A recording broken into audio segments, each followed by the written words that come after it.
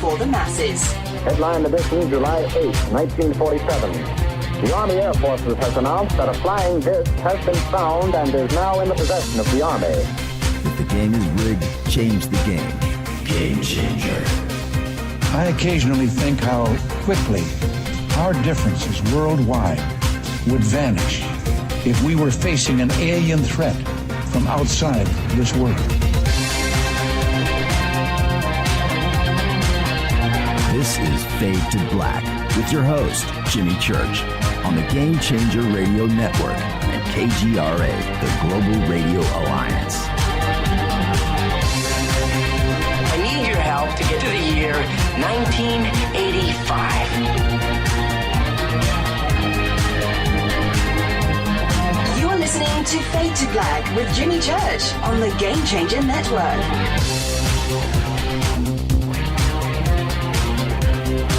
Good evening. Fade to Black. Bespoke radio for the masses. Yeah.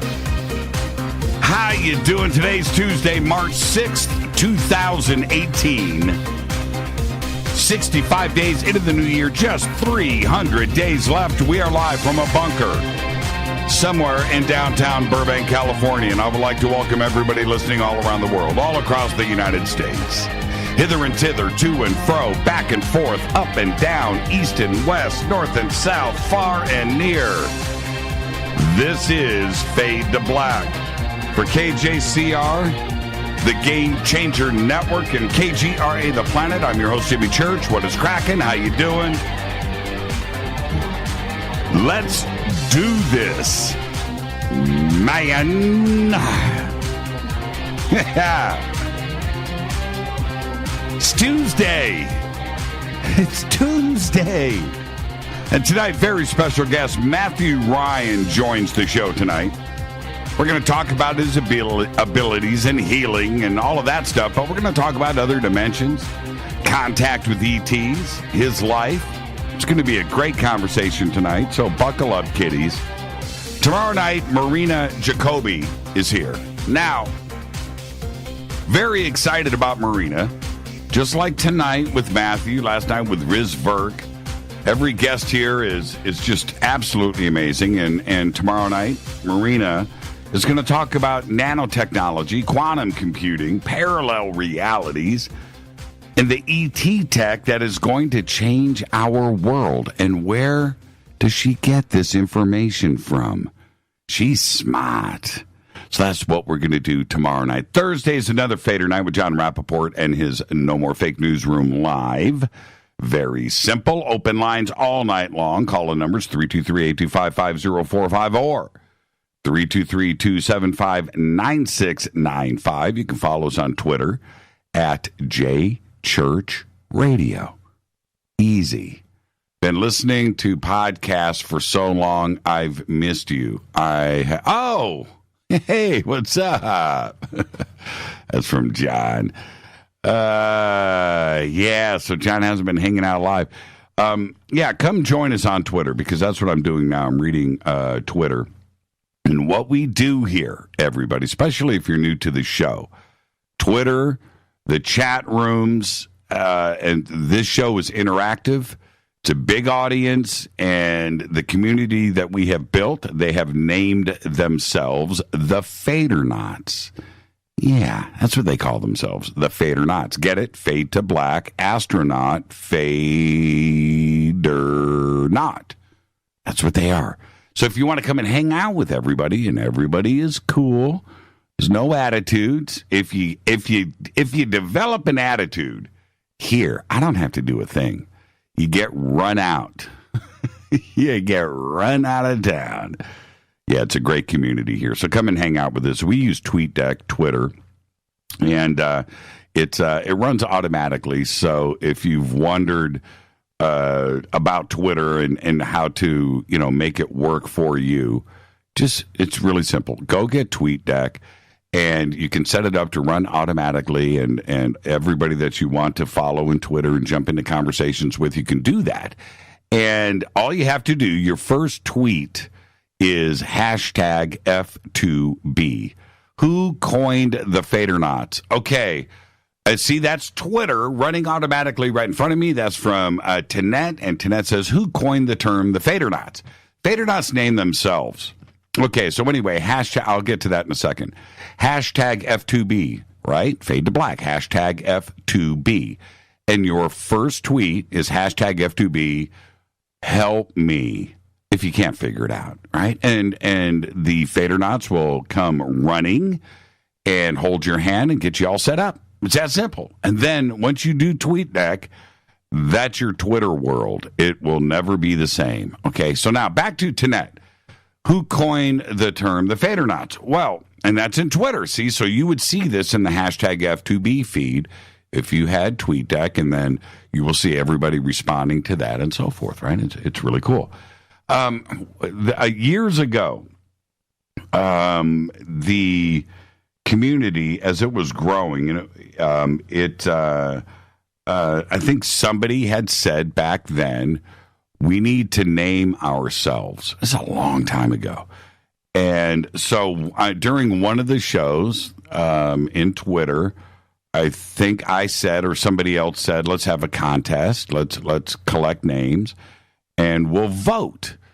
And so it just took off and running. And I don't remember the other. I'll have to defer this back to the Fadernauts about some of the other rejected. John just said, yay, Jimmy said my name. Yeah, John. Okay, I'll give you the bonus, John. John Landshoot. Landshoot. Yes, I just said your name. He said he's been listening to the podcast. Best $2 a month. Yeah, it is pretty cool. $2 a month. So what were the other names? I don't remember the ones that didn't pass the test. Yeah, I'm not sure. It's so long ago. But Fadernaut won. That was the voting, and so it was named by the audience, and it's been Fadernauts ever since. It was so hard for me to say back in the beginning. Hey, there's Scott Richards. Scott, how you doing? Did you recover from the other night, Scott? Was Scott even here last night? I think Scott took a night off. Went out to dinner with Scott. Fadernaut went out to dinner with Scott on Sunday night, and his wife had a wonderful time here in the Valley. And I'm just going to let everybody know he paid. He paid for dinner, and I made him pay. It was good. So anyway, Fadernauts, it was voted on by the audience, and there you go. I would love for some of you old timers to throw in what were some of the rejected names. What didn't win? So there you go. Oh, Scott says you were here. It was an intense conversation last night, Scott. Sorry I missed you. Okay. Where am I at? I forgot everything. Facebook, YouTube, you can go. Head over to the website, jimmychurchradio.com, and follow, like, and subscribe. Everything is updated every single day. We're big social media people around here. So if you want to follow the show, comments and other things throughout the day, certainly Twitter is here, and you can do it over on our Facebook radio page. You can also follow me on my personal page on Facebook. Okay. Any questions or comments during the show? I just mentioned hashtag F2B. That is the sandbox where everybody hangs out. But if you have any questions or comments during the show, use hashtag F2BQ. Darth Vader doesn't sound right. No, I don't think. That wasn't one, was it? That I can't even remember. Okay. Email throughout the show. Jimmy at jimmychurchradio.com. And thank you, everybody, with your weed shop tips that came in via email. I loved all of them. I'm not sure if they will work. In other words, can you go to a bunch of weed shops and just walk in and say, hey, man, it's my first time here, and walk out with free weed? Is that how that works? That is funny. Man, I got so much email about that. Yeah, man, that's what I did. Absolutely. Really funny. Okay. Where am I at? Somebody help me here. ECETI Roadshow. ECETI Roadshow. It's going on right now up the west coast of California. And I feel bad about this because, it's a great experience. And all you have to do is click on the banner over at jimmychurchradio.com, and it'll take you over there, and you're going to get the schedule. But every time I mention this going up the west coast, I get the emails, I get the comments. What about the east coast? Yeah, I know. I feel you. I feel you about that. We've got to get out to the East Coast, Rita. We got to do a stop. We need to do like Fade to Black on the road. We need to do a road trip. We need to do like Fade to Black would that work? If we did Fade to Black in like New York, right? New York City. Is that central enough for everybody to go to? And then maybe do, like a road trip. And maybe do Fade to Black down in Miami or something, or Atlanta, and do 2 East Coast Fade to Blacks where we just broadcast live. Rita is going to shoot me a text here in a second. Are you out of your mind? But that would be fun. Maybe we should do that. If there's no conferences out there, let's take Fade to Black to you guys. Yeah, that's a thought. We should do New York City and Miami or Atlanta. All right. I just opened my mouth. Rita is going to just shoot me after the show. Weed is cheaper now that it's legal. Yeah, it is cheaper now that it's legal. Yeah, I can't really comment on that or how I would even know market prices of weed. Remarkably cheap, I might add. Well, you take away the threat of jail and prison. That's the risk factor, right? You remove that, everybody can grow it. Everybody can grow weed. I think the laws now here in California, I've heard rumors. I haven't gone and checked. But I think the laws are per person, not per household, like per person, like 12 plants or 6 plants or 12 plants per person. Right? It's a free-for-all out here right now. It's a free-for-all. And don't forget, our next event is coming up. It's June 1st through the 4th, 2018. Contact in the Desert, Indian Wells, Palm Springs at the Renaissance Resort and Spa. All you have to do is click on the banners over at jimmychurchradio.com. Take you straight over. All of the information that you need is right there. All of the activities.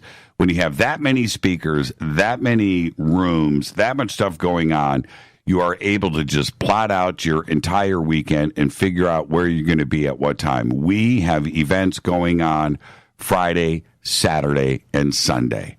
Okay, so come and hang out with us June 1st through the 4th, 2018, Contact in the Desert, the biggest UFO conference in the entire world going down in Palm Springs, California. And then, right after that, August 9th through the 12th, it's our conference, the Soul Tech Gathering, up at ECETI Ranch. It's going on this August 9th through the 12th. Click on the banner, soultechgathering.com. What's really cool about this, we're doing this with Modern Masters and uniwiki.org and our friends up at ECETI. It's only 300 tickets. 300 Fadernauts are getting together. Okay, 300. 100 tickets are sold. There's 200 left. It's going to sell out, so get your tickets now. And it's a weekend of teaching, knowledge, and friends. Okay, it's not going to get any better than that for you Fadernauts. I cannot wait. We should have one day at Soul Tech where everybody there has to wear a Fade to Black shirt. We're going to take a group photo. Right? Now think about that. We're going to take a group photo of everybody out there at Skywatch Field. Big shot of 300 Fade to Black shirts. Yeah! That's what I'm talking about. So that's going down, soultechgathering.com. SoulTechGathering.com. Okay, it's going to be an amazing, amazing weekend. Tonight's guest, Matthew Ryan, is one of the speakers, presenters, and teachers up at Soul Tech. So you want to get your tickets now. Don't forget, I just mentioned this earlier, subscribe to our podcast. We have over 800 archive shows, custom apps, Apple, Android, everything you need. Apple Store, Google, whatever you need is right there. Download, click, $2 a month. It's that simple. Just go to jimmychurchradio.com. And don't forget to become a Fadernaut over in our membership section on the site. Get the Bunker Cam. Hello, everybody on the Bunker Cam. I didn't say that yet. How you doing? Commercial-free downloadable archives. You can even go all the way up to the Game Changer where you get your Fade to Black gear, autographed T-shirts and hats and all that fun stuff. Right there. Become a Fadernaut. See, I couldn't even say it. That's what I was saying. When we did the voting for this, you guys voted the hardest thing to say, right? Fadernaut. That's hard. That's hard. Can't forget it, though. Can't forget it. All right. Don't forget about all of our sponsors. Life Change Tea. I think Ronnie McMullen's going to be here tomorrow. GetTheTea.com. River Moon Coffee. Oh, Juanita and Jeff, the best coffee in the world. New Pharma. Chip Paul. Amazing products. GNU Pharma. Ancient Life Oil, the best priced organic CBD on the planet. Ancient Life Oil, right there. Sacred Skulls. I don't have my Sacred Skull. I should bring it in and show it to you guys. Get 15% off of your order when you mention me or Fade to Black. Numana Food Storage.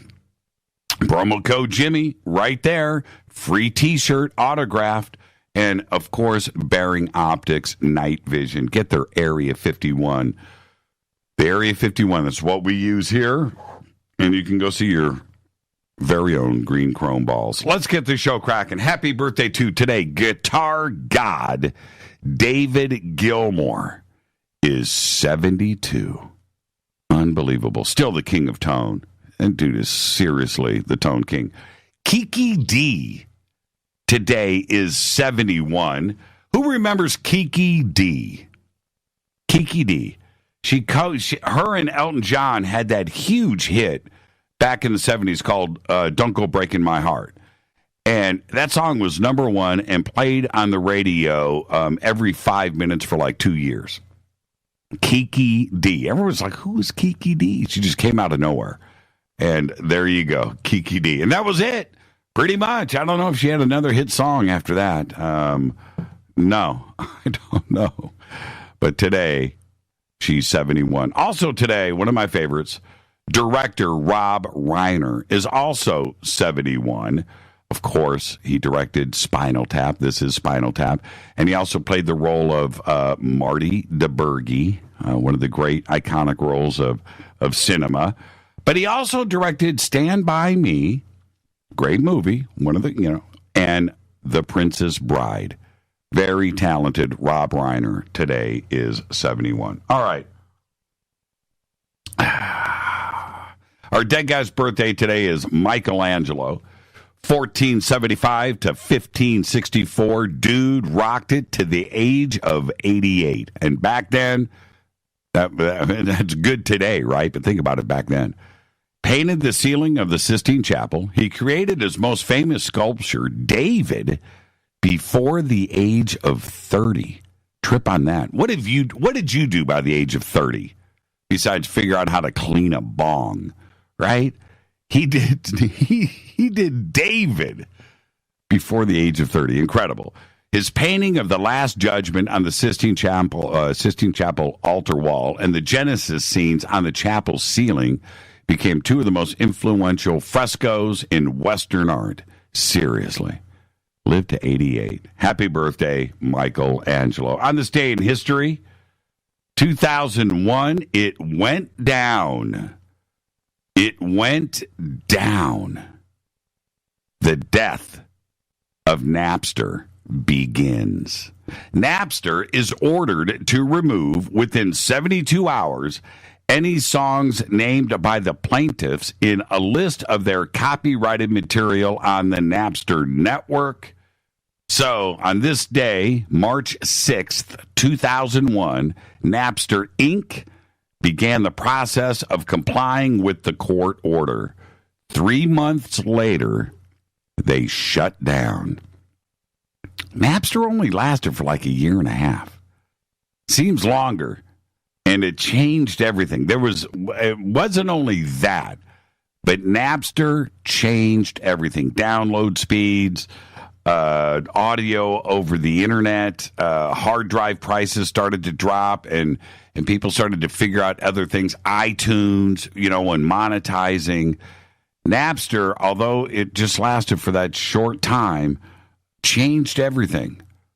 You really need to think about that for a second. Napster, unbelievable, gone. Napster Inc.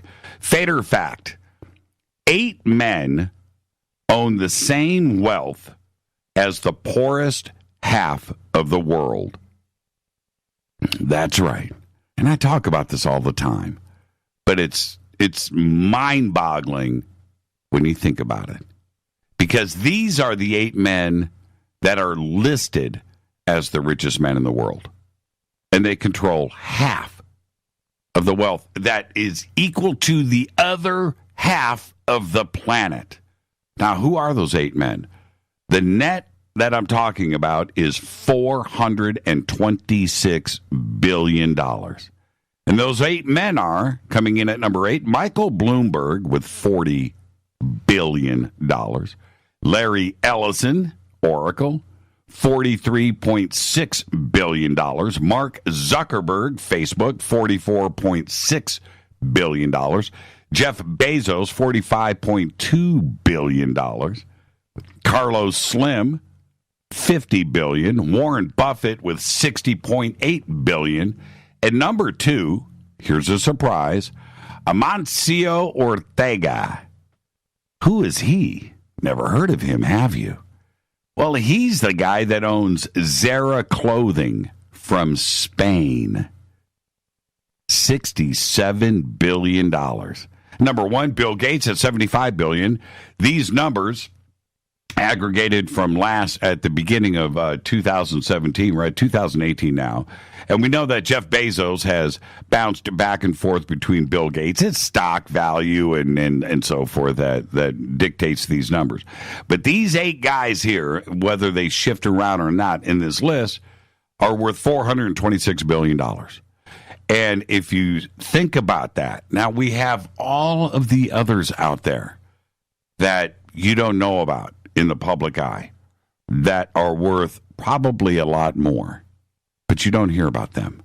Okay? But these 8 guys could fix all the world's problems, and they don't. Don't you think, if you're any one of these guys, if you get to a $40 billion number, don't you think you can live on $1 billion? Isn't $1 billion enough? $1 billion. And give away 39. Go and buy food. Right? Every single one of these guys. What do you need? And if you got to 40 billion and you gave away 39, you would probably get over a couple of years billions back from your stock and from this and that and what you're doing. But they don't. It's interesting, isn't it? Well, there you go. I just wanted to bum everybody out. And last night, I mentioned Stephen Hawking's comments on the Big Bang. And that time existed before it. Interesting concept. But I agree, right?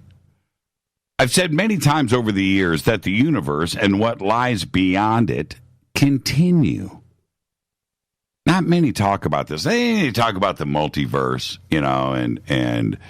and those concepts. Most out there will tell you that there's just us, one universe. It doesn't work that way. It can't. It can't.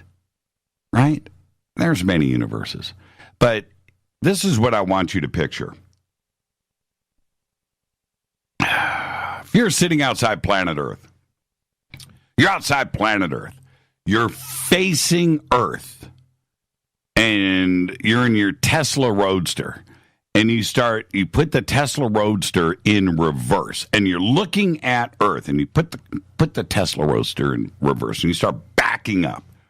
You back up. This is what I want you to picture. Okay, so the Earth is in front of you. Frankie Four Fingers posted this great picture, right? So you're the Tesla dude. You're Starman. And you're backing up off of Earth. And it's getting smaller and smaller and smaller and smaller and smaller and smaller.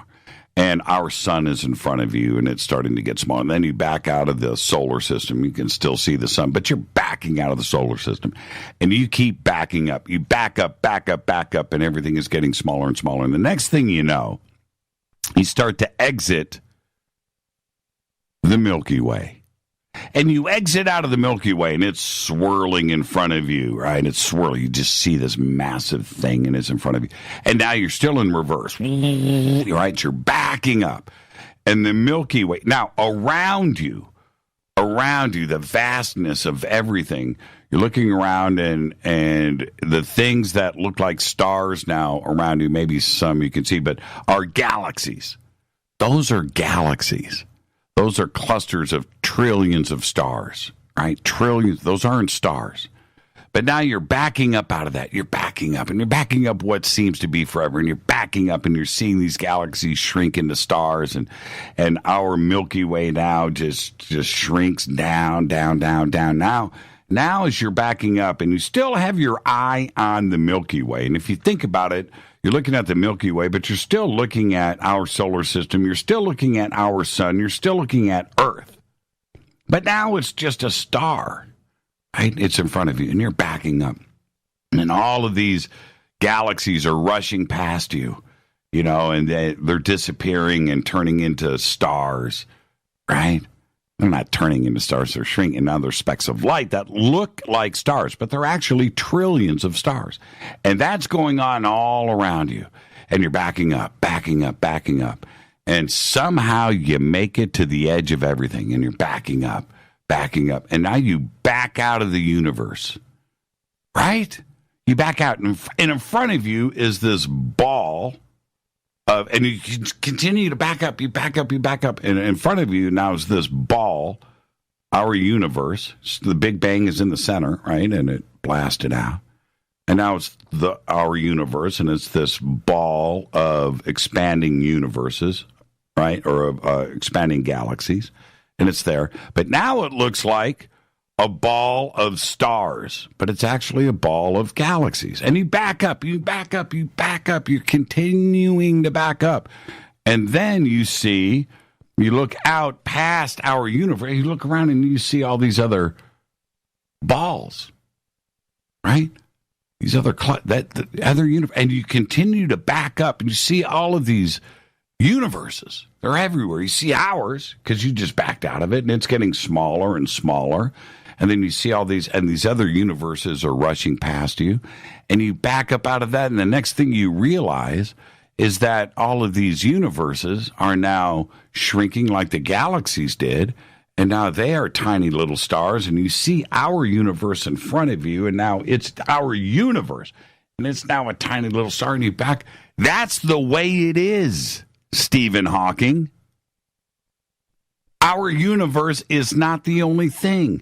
And you back up out of that.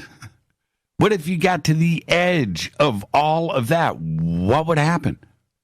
All of those universes, right? It continues, brah.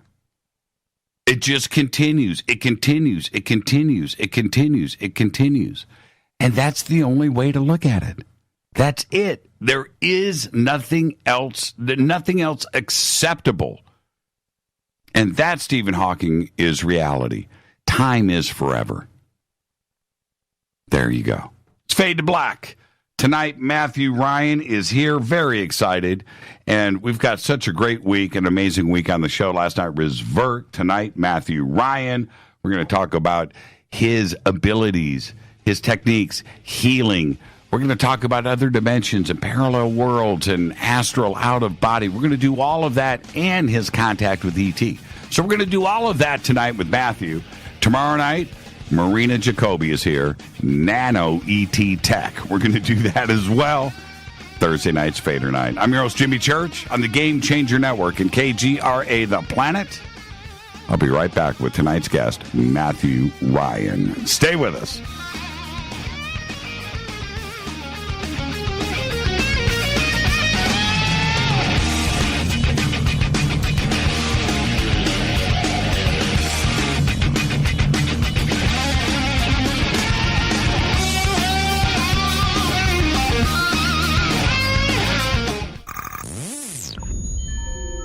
You're listening to Jimmy Church, Fade to Black. Fade to Black will now pause for alien identification. The station that talks the net. KGRA Radio. When you take the beans from Central America with dashes of Indonesian and African mixed in and then roast it to the dark side of Fade to Black, you create the ultimate brew of fringe. Introducing the Fade to Black blend from River Moon Coffee. Yes, River Moon's darkest customized roast was created for the love of Fade to Black. The alchemy of masterful roasting and smoking the beans is in every sip of this full-bodied, dark Java. I need my coffee dark, deep, with distinct bittersweet chocolate highlights, just like the bunker. Leaning further into the darkness of the roast is Fade to Black blend from River Moon Coffee. Just click on the banner at jimmychurchradio.com and use the promo code F2BBLEND for 15% off of your order today. Go Beckley Teppy. Natural Health Solutions with Chris and Ronnie. Hey, Ronnie, how you doing? Great, Chris. Now, you're the CEO of GetTheTea.com, right? Yes, I am. What is GetTheTea.com? I mean, is this tea you buy in a store? Well, no, it's not. Life Change Tea is just that. Life-changing. Life Change Tea is an herbal tea that gently cleanses your body from intruders. What do you mean by intruders? Well, intruders are toxins, chemicals, GMOs, heavy metals, and more. They're in our food, in our water, in our air we breathe. Seriously? Yeah, seriously. And Life Change Tea will help you with removing these, as you say, intruders? That's right, Chris. Are there side effects with this tea? Well, you might lose a little weight. When you clean your colon, you lose weight, you feel better, and you have more energy. Wow. Ronnie, where can people purchase Life Change Tea? Oh, that's easy. GetTheTea.com. That's GetTheTea.com. Ronnie, I want to thank you for being on the show. People, don't forget, GetTheTea.com. 9 out of 10 geneticists agree. Fade to Black is not your father's radio show on the Game Changer Radio Network and KGRA. The Planet. Win big with KGRA this summer. Tickets and hotel accommodations to the biggest conferences, autographed books and DVDs, chances to win all-inclusive conference cruises, and private dinners with your favorite KGRA hosts. Click the contest tab at KGRAradio.com for your chance to win big this summer. Your contact for the best alternative talk radio on the planet. KGRAradio.com. Hi, this is Rob Reiner from Anvil, and you're listening to JimmyChurchRadio.com. What's up? I'm Chris. What up? This is Kyle Massey, and you're listening to Jimmy Church Radio.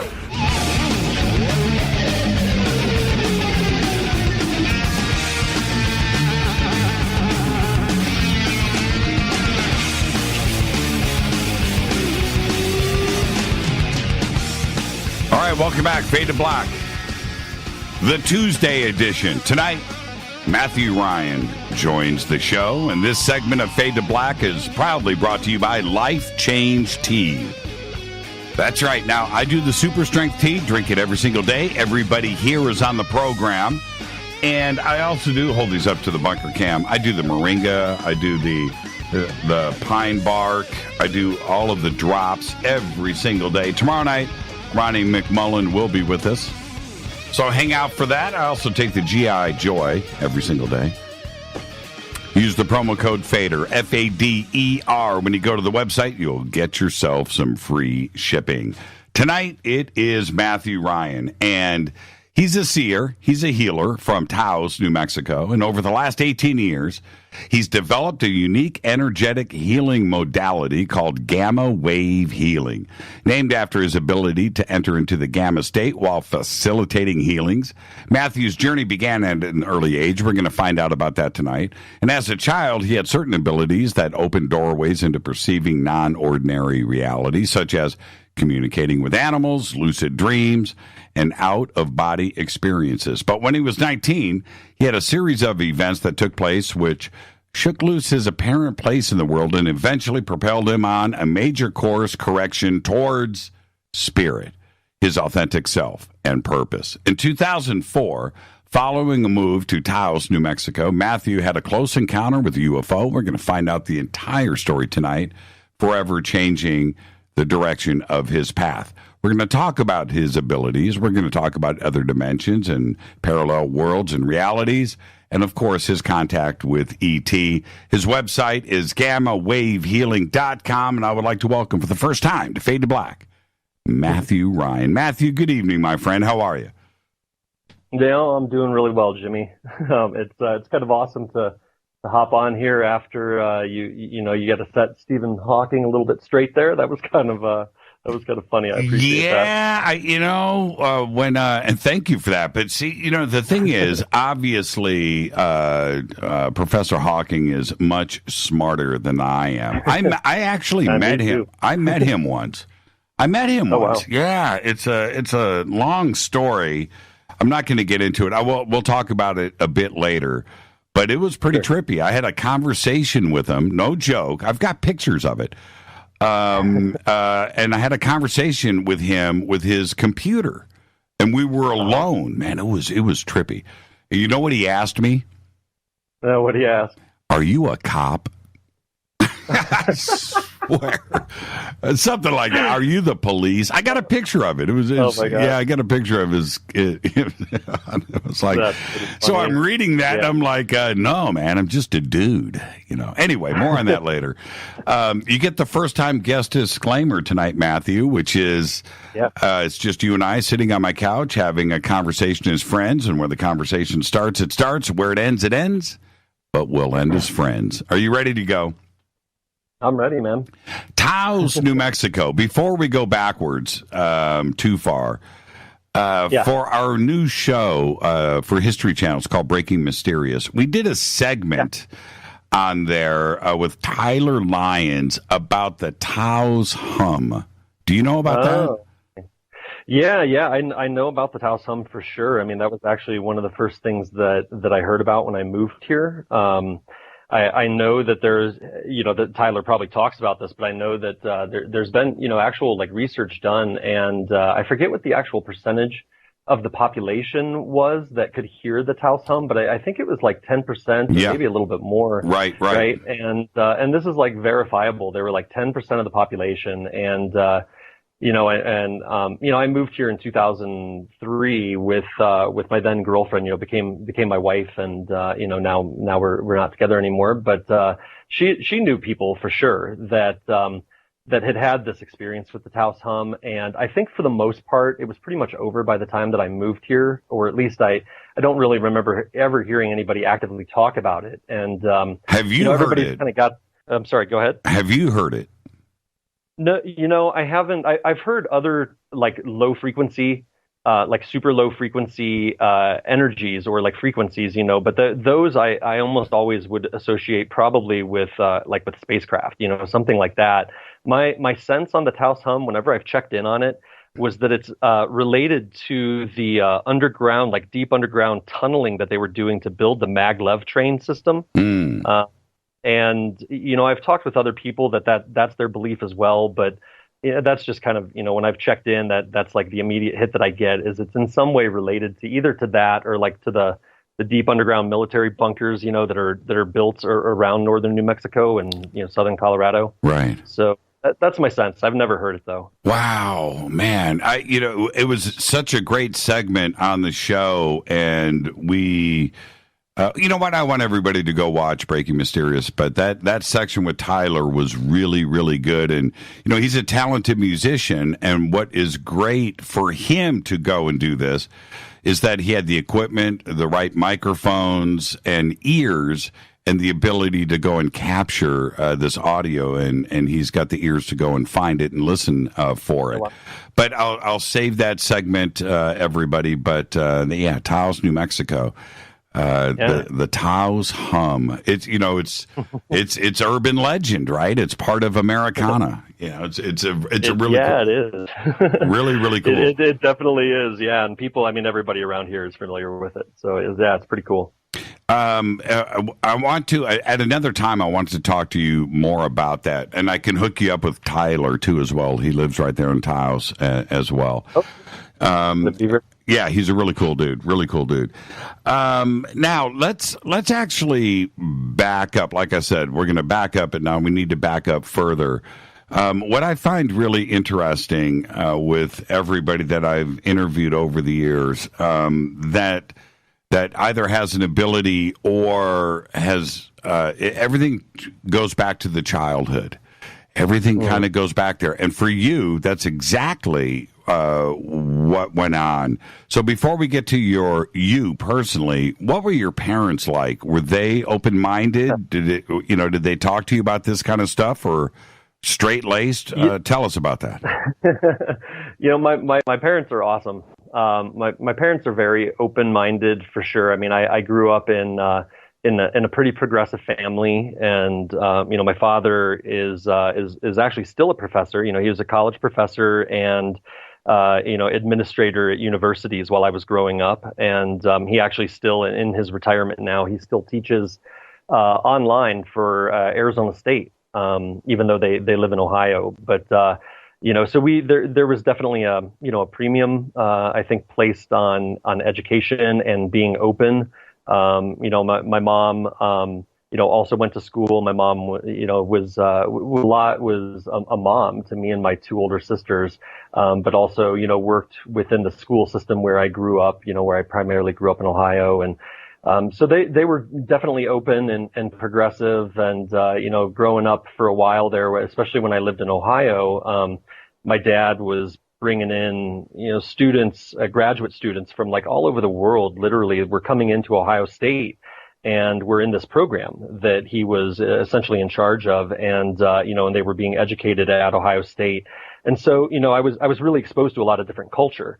As far as things that are kind of into, in my wheelhouse now, it wasn't necessarily like a focus at all. I think that we had a fairly kind of mainstream, childhood I did, and our home was kind of mainstream like that. But there definitely wasn't anything denying these types of realities. My mom, in fact, she's very intuitive, and I often will attribute some of the gifts, that I came in with, definitely being connected to her. She has a very strong intuition, but I think that, probably like a lot of people in their generation, they grew up and being children, in the 40s, 50s, and 60s, that there probably wasn't a lot of support around those types of gifts, and probably, in fact, I would assume that there was some negative reinforcement, around like, intuition and, those types of things. And so, I didn't like, grow up in a family where, it was very woo-woo or anything like that, but they were definitely very open and progressive. And, one of the things I'm most grateful for in my family is that, my mom and dad really fostered, an environment where my sisters and I were completely allowed to pursue whatever it was that we wanted to pursue, whether that be a life passion or a professional track or whatnot. And, even as things have kind of radically shifted away from, what I studied in school into, the work that I do now, my mom and dad, I know were, even though they may not fully understand a lot of the stuff that I do, they're really open to it and really interested and, see the efficacy. And so, in that respect, I think I was definitely blessed. I didn't have to deal with a lot of challenges as far as denial. My parents and my sisters were extremely supportive of anything that I would have done, whether it was athletics or playing music or, anything. They were extremely supportive. And I think that really kind of laid a foundation for me so that, going through the process that I've gone to, that I'm sure we'll talk about, that I probably didn't have to unwind a whole lot of like social programming, in order to get to where I am right now. Well, what came first? At that age, when we're talking about, communication with animals, is that an active imagination or, at that age, or was this something that, what are we talking about here?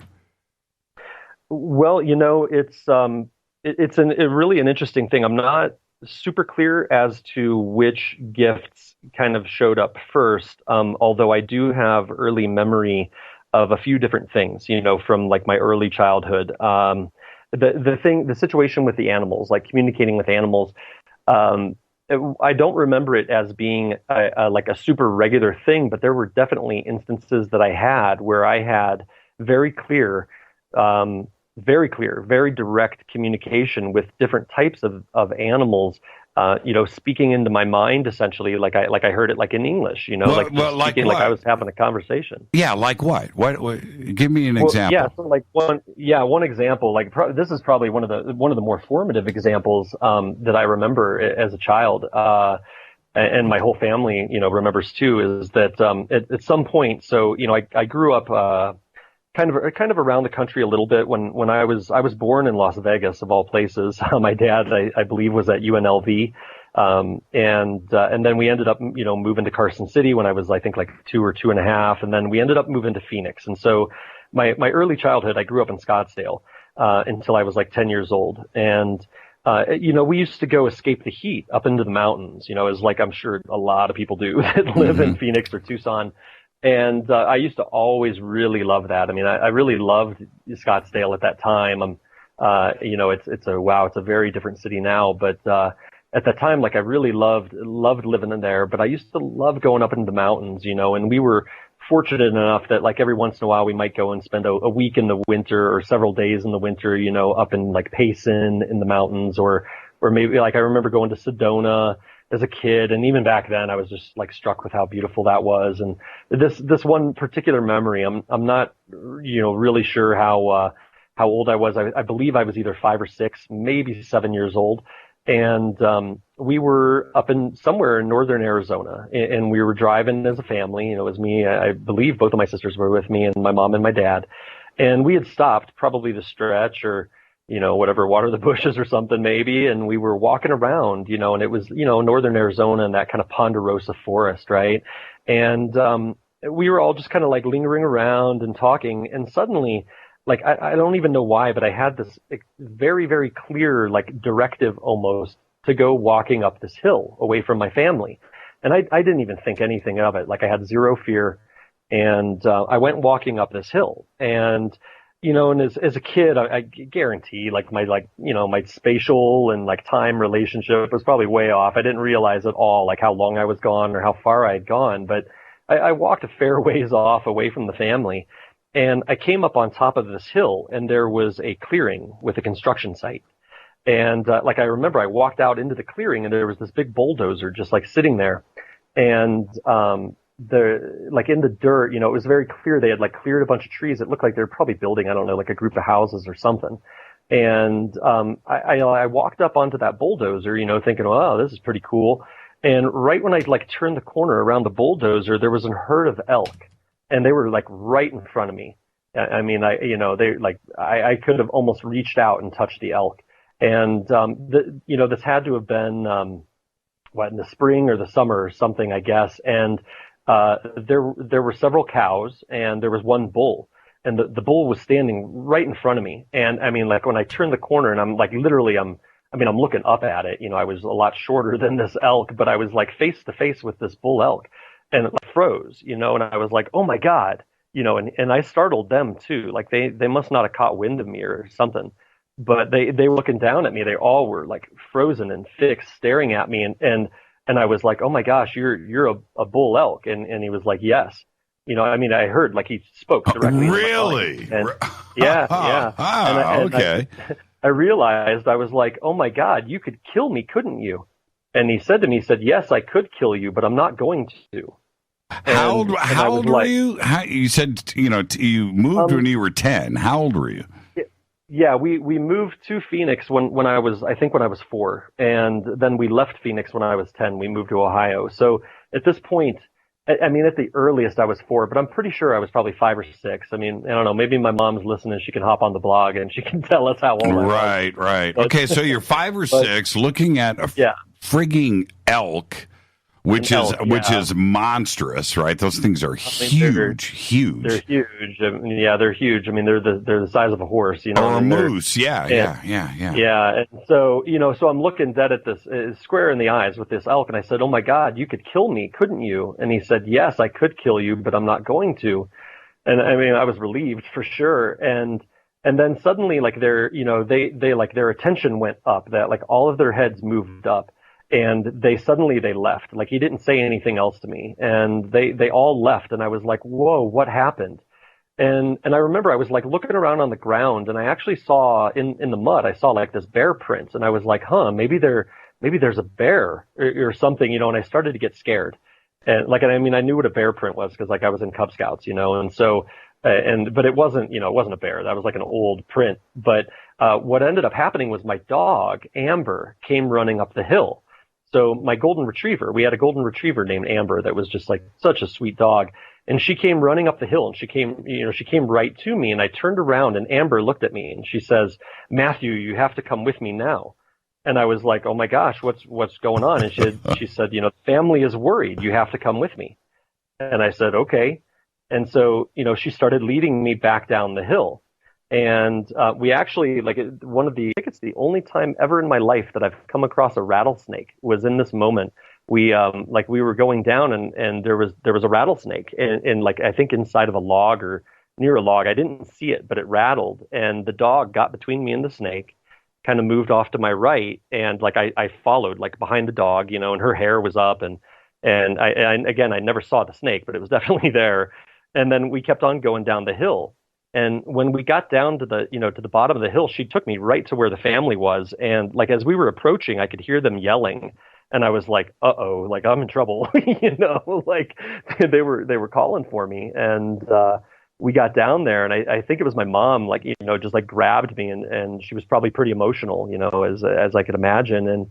And it was kind of in my memory, it's not super clear, but what was said or what happened, but they said though, when eventually, they said that what happened, I think it was my dad, said to the dog, they were looking for me for several minutes, 10 minutes or something, 5-10 minutes. And I was nowhere to be found, so of course the family started to panic.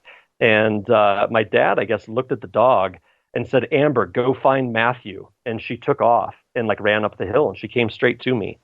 So, that's there are a couple of other experiences I've had where I've had direct communication with animals, as a child, but that one was it stands out for sure. And so at that age too, as well, lucid dreams and things, this all just started to happen to you. Yeah, I think so. It basically the dreaming thing. This is I'm pretty sure that the dreaming thing was going on up until maybe I was about 6. Although I think when I was 13, I remember having a very clear dream. I could share after this, but up until I was probably 6, maybe 7 years old. I used to have, I guess, until I was 7 years old. When I was in 2nd grade, I think I shut down this ability. I would have these dreams where I would dream the future, and it actually really freaked me out. I didn't know what was happening. It wasn't like a deja vu. It wasn't that. Although the feeling was kind of the same. I would be at school, and we would be teaching. Teacher would be teaching a lesson plan or something, and then suddenly I would be in a memory from a dream, and I'm like, "Oh wait, I dreamt this," and it would play out exactly the way that I knew that it would play out. And at a certain point, I don't think that I shared with my mom or dad, or maybe I did. I don't have memory really of talking to them about it, but I remember kind of keeping it to myself, and it was a little bit unsettling to me. And as I got older, again, moving probably towards 7 years old, these dreams would happen, and it began to kind of scare me and frustrate me. Because I didn't understand why I was dreaming the future. And so I used to try these experiments. I'm like a good little Virgo, and a scientist. I like to do my experiments sometimes. And so I would try to change what I had dreamt. It's I remember the one memory that I have very specifically about this happening was that we had a play, we were doing a class play of something. And as we were, rehearsing our play in class, and this is in second grade, the dream started to unfold, and I started saying things differently. I started doing things differently, kind of modifying my behavior to see if it would affect anything, and I couldn't affect it. It's like they kept on saying the right things, but I had said the wrong things, and I just couldn't wrap my head around like what was going on. And at a certain point, it stopped. And what I've kind of come to understand now is that I believe that I began to shut that down because I didn't like it. And again, let's say that we were if I had grown up, in a time like now where we have, culturally we've got like these indigos and all the, crystalline rainbow children and all these different things referring to our children, I'm sure that if I had mentioned something like that to anybody, there would have maybe been a little bit more of a frame of reference to try to help me to understand. But at the time, it wasn't very cool. I really didn't enjoy it. And the other thing that I'd mentioned, another dream that definitely stood out in my childhood was actually, I remember when I was 13, and this may actually kind of, maybe it's not as much about like the lucid dreaming ability, but maybe like accessing into some other reality thread or like another kind of, dimensional reality or something. But I remember, waking up and, with my alarm one time before school. And of course, I hit the snooze button and I went back, like I dropped back into this lucid dream, and I was in this lucid dream having a kind of linear timeline experience that was like probably 30 or 40 minutes. Like there was like this whole adventure that I ended up having, and I went through this dream. And then I remembered in my dream, I was like, oh my God, I'm late for school. And I woke myself up out of the dream and I looked at my clock, and it had literally been 1 minute. And I like my reality like almost cracked in a way. Like my mind couldn't handle the fact that I know that like if I would have recounted that story to my mom about what that dream was, it would have taken me half an hour to tell her about it. Right. And so I couldn't grasp what had just happened, and my mind was like literally freaked out a little bit, going, "How is this possible?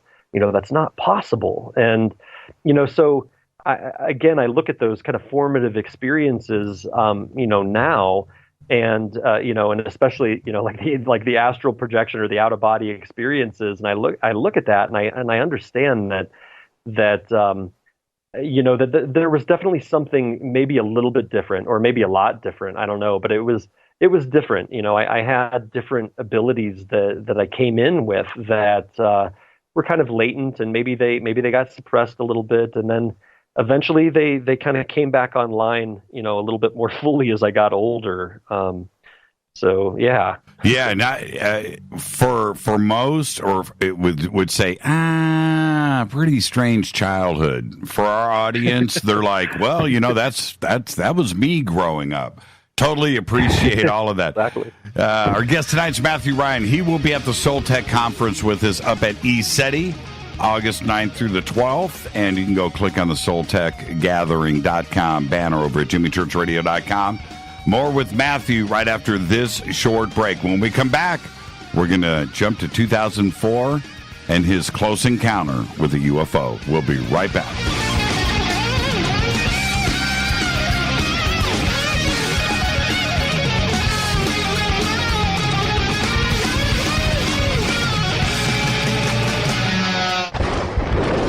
This is Fade to Black with Jimmy Church on the Game Changer Radio Network and KGRA, the Global Radio Alliance. This is KGRA Digital Broadcasting Station, Salt Lake City, Utah, Van Buren, Arkansas. Hello, Fadernauts. This is Jimmy Church, and I'm introducing New Pharma, a company whose products are based on science. Human function based on the endocannabinoid system, or ECS.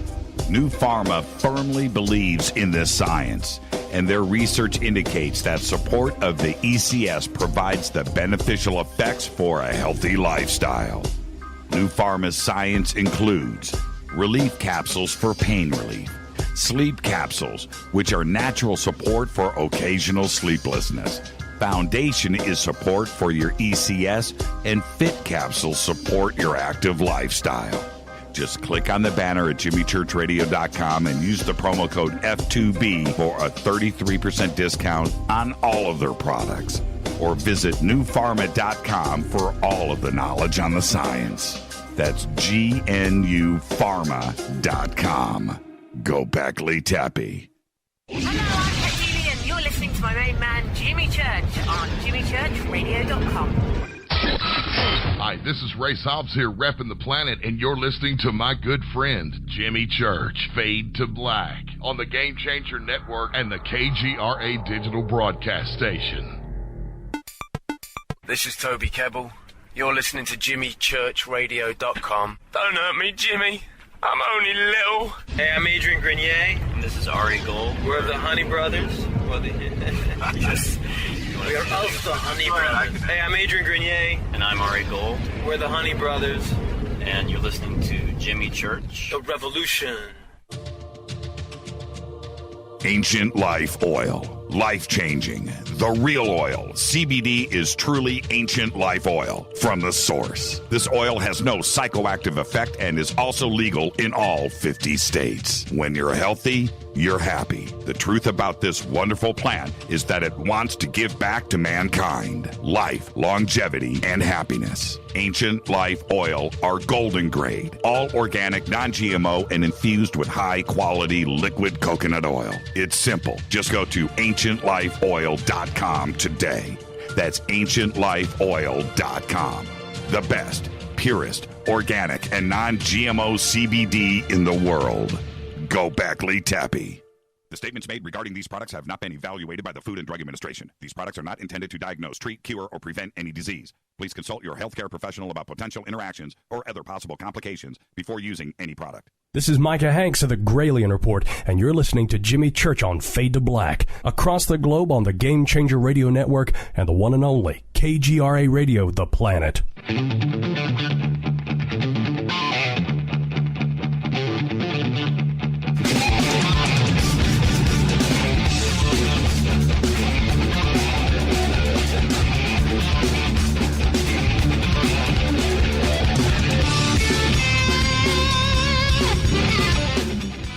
Welcome back, Fade to Black. I'm your host, Jimmy Church, on the Game Changer Network and KGRA The Planet. You can follow me on Twitter at JChurchRadio. Simple.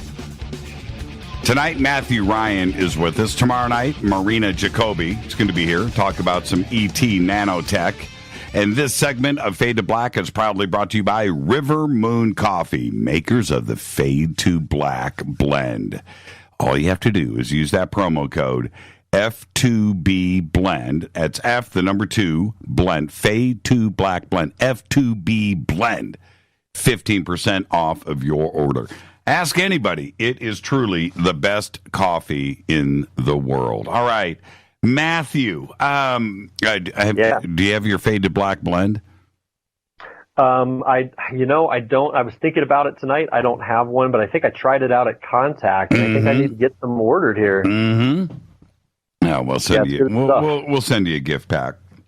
All right. Hey, sounds awesome. It's amazing. It's the best coffee in the world. I'm a big coffee. I mean, seriously, my entire life has been spent drinking coffee all around the world, and I consider myself. I know coffee, right? You know, this is the truth.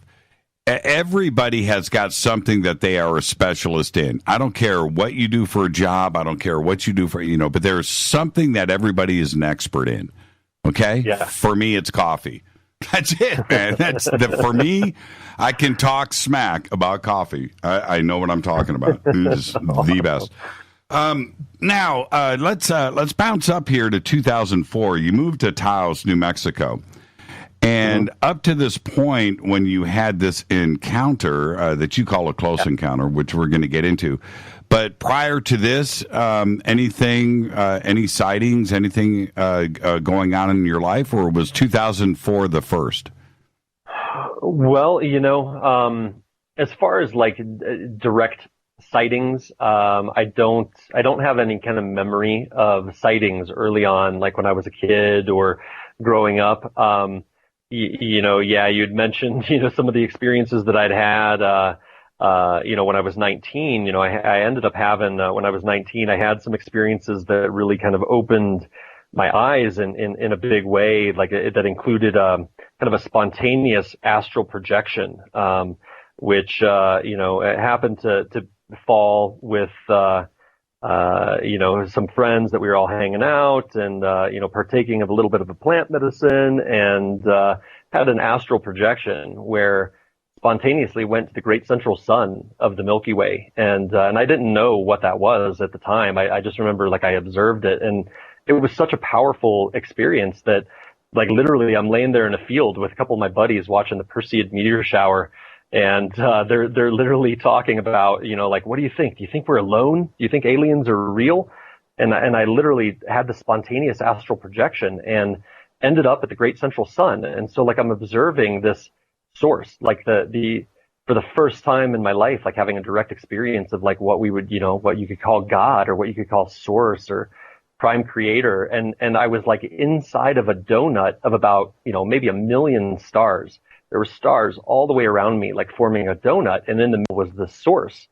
And the only energy that existed, everything, the only frequency that exists, it was love, unconditional love. And I remember, I'm laying there, my body is there in the field. My consciousness is literally at the center of the galaxy, and tears just started streaming down my face as my, I could feel them on my face. And I knew, I was wow, we definitely are not alone. The only thing that this universe does is creates life. It creates consciousness. And, growing up as a kid, I always believed that, the ETs, that aliens were real. I never really bought into, all of the kind of propaganda, I guess I would call it, that was done on purpose in order to kind of train us into a fear situation around the ETs, right? That's I understand that to be the truth now, but even at the time, I didn't really buy into it. And I really felt like there was this whole other situation.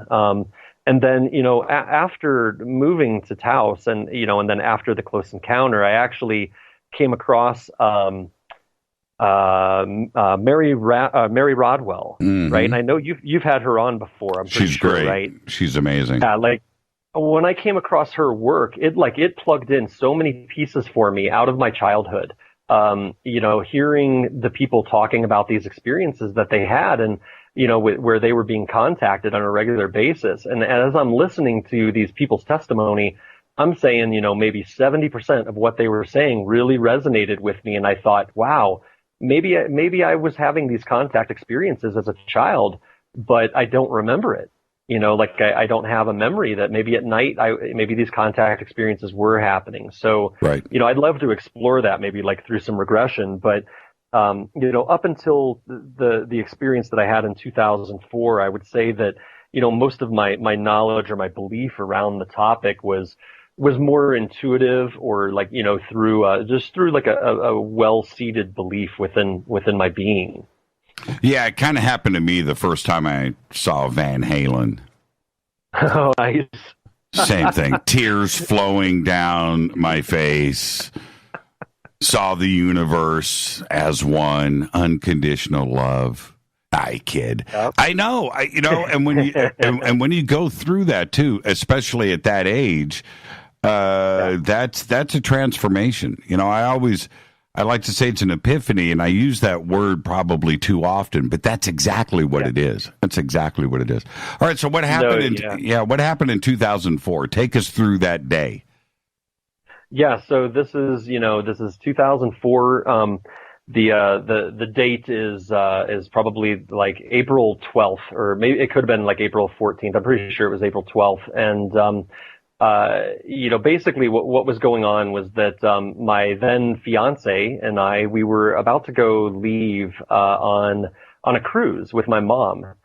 So, she had met my mom, the previous year, and I met my family. I brought her back home to Ohio to meet my family, and, we'd been living in New Mexico for several months together, and, we really had wanted to have a destination wedding. So, we were thinking, well, what a great way to kind of do a destination wedding with just immediate friends and family was to go do a cruise. We wanted to go do a cruise, and we talked with my mom, and so my mom wanted to join us on this cruise. And so that was kind of coming up in right around my fiance's birthday, which was coming up in a few days. And so we were just about to leave to go on this cruise. And I'd been working really hard at my job and trying to save some money. And then I finally had a day off. And so I was like, you know what, I'm going to go for a hike up into the mountains. And one of the things that had been happening consistently for me when once I moved to New Mexico was that whenever I would go hiking in the mountains up behind our house, I would run into elk almost every single time. So it's clear to me, like I carry elk medicine. I have a very strong connection with the elk. And so on this day, I totally thought, it's a beautiful day. Even though it's like kind of, right in the middle of the springtime, it wasn't too cold. Although there was still some snow on the ground, in the shadows and stuff. And I thought, I'm going to go on this hike and go like move my body around, and then in a couple of days we're going to go on this cruise. And so I ended up going, I put on my camelback and started heading up the mountain. Basically, our property and where she still lives is right up against the national forest. And so, you can go and just, kind of cross through into the forest, and then it's like 1 million acres or something until they're all around, and then eventually up above the national forest there's the in this section there's the Taos Pueblo, and so it's completely wilderness. I mean, there's no development once you hit up this hill. And so I started hiking up this hill and got up onto like a Forest Service like a fire access road that's cleared, so it's like flat, it's relatively flat, following a contour of the mountain. And I knew where a spring was. There was a natural spring in this kind of side canyon. So like we were living in what's called Taos Canyon, a little canyon between the town of Taos and another little town called Angel Fire. And there's this little side canyon called Rancho Canyon. And I was heading over to Rancho Canyon to go to the spring. And, I basically, I'm kind of out there. I'm having a good time. I'm feeling good. It's a beautiful day. It was a partly cloudy day. Bright blue skies, no chemtrails, which was really nice. And, heading over to the spring. And, I got down to this area where the spring was and, was kind of waiting for the elk. I figured that the elk were maybe going to move through. And, funny enough, I sat there for probably like about maybe 30 or 40 minutes. And while sitting there, like I could actually hear and I could kind of feel the elk that were off in the distance, but like they weren't coming through. I was kind of like sitting on their highway, I guess, and they could tell that there was like a slightly cold, slightly uncomfortable human like hanging out there, and they did not want to come through. So I eventually decided to give up. I was like, okay, it's time for me to go back home. And so, I ended up, I kind of like put my camelback back on, and I don't know why, but like I looked straight up into the sky right above me. And directly above me out of the sky came a UFO. And it was like, total like Doppler effect. It went from a really high frequency to a really, really low frequency. It's like the sound when it was coming down towards me, it was like, whoa, whoa, whoa, whoa, whoa, whoa, whoa, whoa, whoa, whoa, and it was like making a really low frequency sound, like pulsing in these waves. And, and my mind like didn't catch up. Like it happened so quickly. My mind didn't quite understand, like. But let me jump in right there, yeah. Matthew. Yeah. Okay. Two things. I need to picture this. What time of the day? Yeah. And how, when you say it was up above you, how high was it? And then when the woo, woo, woo, which I love the sound effects. Yeah. When that happened, what was going on? So, this time of day, like my best guess on the time of day was probably right before noon or like right around noon.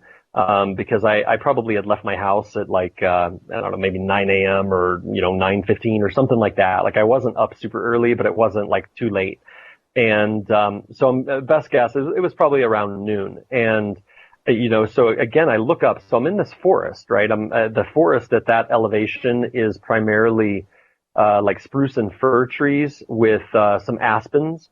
And so the trees are like, I was down in the bottom of like a valley, and I was in the side canyon. So I'm like in the bottom of the canyon with, elevation slopes on both sides. So the trees are like growing pretty much straight up, and they're not, they're not super, covered in like branches and needles, like really densely and like wide, so these are like pretty straight up vertical kind of trees. And there was this open, clear patch in the sky. The trees are probably, best guess, I'm going to say they're maybe 70 feet tall, something like that. Like they're tall, but they're not like gigantic. They're not like redwoods or anything. And so, as I'm looking up, like I looked up into like a partly cloudy sky, it was pretty clear, and, clouds were moving, and this craft, when it came down, like it was, so this is the interesting thing too. It's like I could definitely see it. I could definitely see the shape of this thing, but it was completely distorted. There was a field that was around it. And at the time, I didn't quite understand that this actually was like a bit of a problem for my mind for about a year and a half after the experience. So I saw it clear as day in my mind. I saw it shaped like an almond. So it was like pointy on one side and like blunt, like rounded blunt on the other side. Right. And it was probably about 30 feet long is my best guess, hard to tell when you're looking up into the sky. But it was like chrome silver is like what I saw, but there's like a field distortion around it that looked just like in the movie The Predator, that Schwarzenegger movie, The Predator. Sure. Yeah, so there was like a field distortion so that it looked like it was invisible, or it was like shimmering, it was very difficult to pick out against the background. The thing that drew my attention was the energy coming off of it was just absolutely indescribable. And that when you ask about like how high it was, I mean, I have no idea of knowing. My sense is that it probably portaled in and then rapidly descended directly to me. I mean, it came straight to me. There was no like flying around. I mean, it literally descended straight down to me. And it came when it had that like wom, that like really, really low frequency. It was directly above my head, directly above the trees. It was, my best guess again is probably about 100 feet of altitude above me. It was like above the trees. Mm-hmm. And, again, this frequency that was pulsating off of it, there were waves of energy, and these waves were penetrating every single cell in my body. And the only thing I've ever experienced that remotely approaches what this felt like was scuba diving when humpback whales are singing. Mm. And so, if anybody's ever had that experience, the wavelength is so long when a humpback whale sings and you're in water, it just runs through your whole body and it lights you up like in this incredible, beautiful way. Well, the engine, or whatever we want to call it, I mean, I call it a gravity drive, actually, is like what I refer to it as. But this propulsion system on this craft was just pulsating these waves. And so, it came down. Like when it came down and it hovered above me, I don't know, maybe it took about a second and a half. I mean, it was very rapid, like maybe 2 seconds. And like that kind of Doppler effect occurred really quickly to a low frequency. And then my first thought, my thoughts were very, very lucid. My first thought was, wow, that's a low frequency. And then immediately on the heels of that, my second thought was, holy cow, I'm about to get taken. Right. And, right.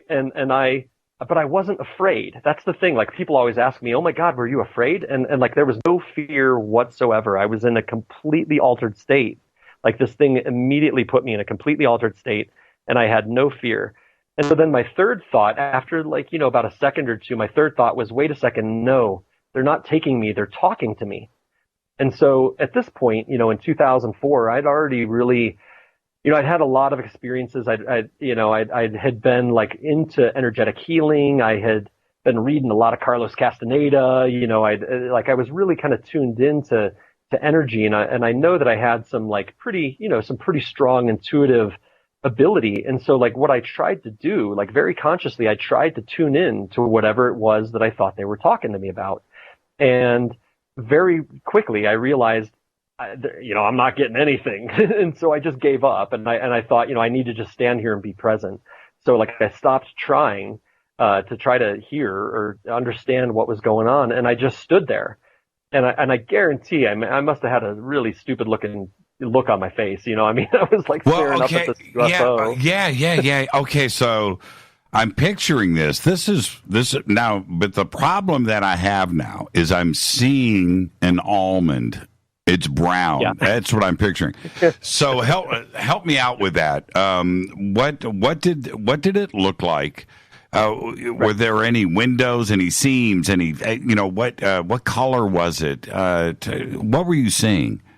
Right. So I mean, okay. So I'm underneath this thing, right? It's directly above me, and again, it's like I'm seeing it as being chrome silver. It's like perfectly like chrome silver. I didn't see any seams that I could tell, that maybe towards the rear there may have been like a different shape or something, but it was really smooth. Like, I mean, I'm thinking like that sculpture in Chicago, that's like so perfectly reflective that there's no like imperfection anywhere in it. I mean, that's the sense that I have. Like it was chrome silver, like, really beautiful. Would have been extremely striking and very reflective, but there was this field distortion going on around it.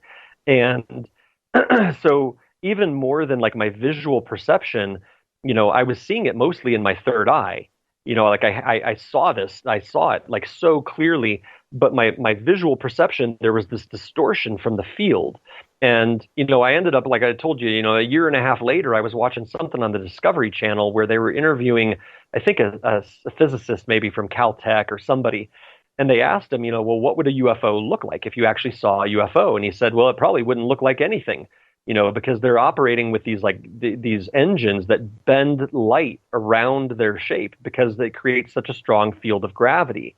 And in that moment, I was like, oh my God, that's it. Like, aha, that's the piece that was missing, because my mind never could understand why there was the distortion, and yet I could see it. And so, again, I'm looking at the bottom of it, so I'm not seeing any windows or anything like that. I think the kind of details that came in, about the experience, they came in later, like years later during some regression work. So the bottom of it, did the bottom have the almond shape, or was it the side?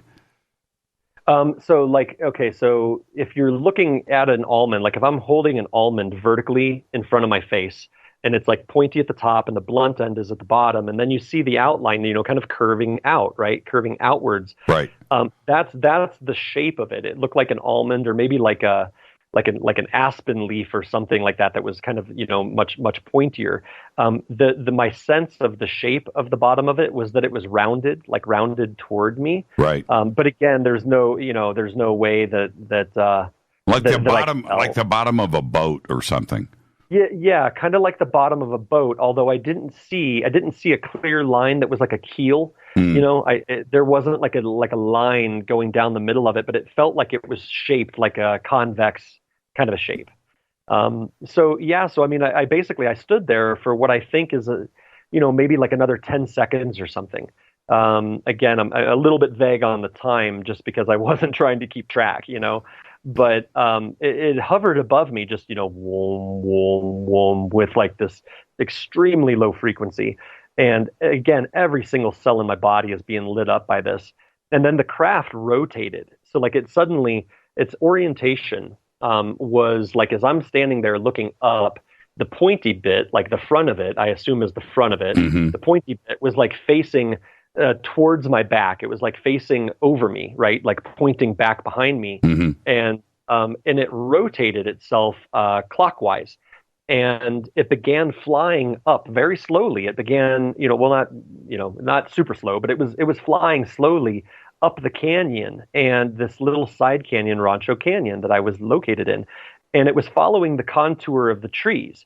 And so it was moving away from me. And so the intensity of the motor, like the frequency stayed the same the entire time, but the intensity of the motor or the engine, propelling this thing was decreasing as it moved away from me. So again, it was like totally like a Doppler effect, and like sirens moving away from you. And it was really cool because it ended up crossing over behind a ridge line, like that was uphill from me, and it went out of direct line of sight. And I knew that it was out of direct line of sight because the intensity dropped like significantly, like at least 50%. And I remember noticing, I was like, whoa, what just happened? But it was still, I could still hear it and I could still feel it. And a few seconds later, it crossed back into direct line of sight, because it was following the contour, right? And when it came back into direct line of sight, the intensity went back up to where it was, but it was further away from me. And this happened a couple of times. Like, it crossed over a couple of ridge lines. And at this point, it either portaled out or it landed. But either way, it kind of like turned off. And, in my mind, I saw it like land. Like, I saw it in my mind, like go down into the earth, like through like a wetlands or a pond or something like that.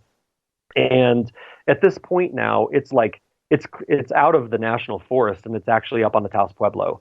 Although what I've learned since then is that this particular situation had nothing to do with the Taos Pueblo. So I feel like maybe it kind of went off and either went into an inner earth portal or portaled out, but regardless, it turned off and it was completely dead silent.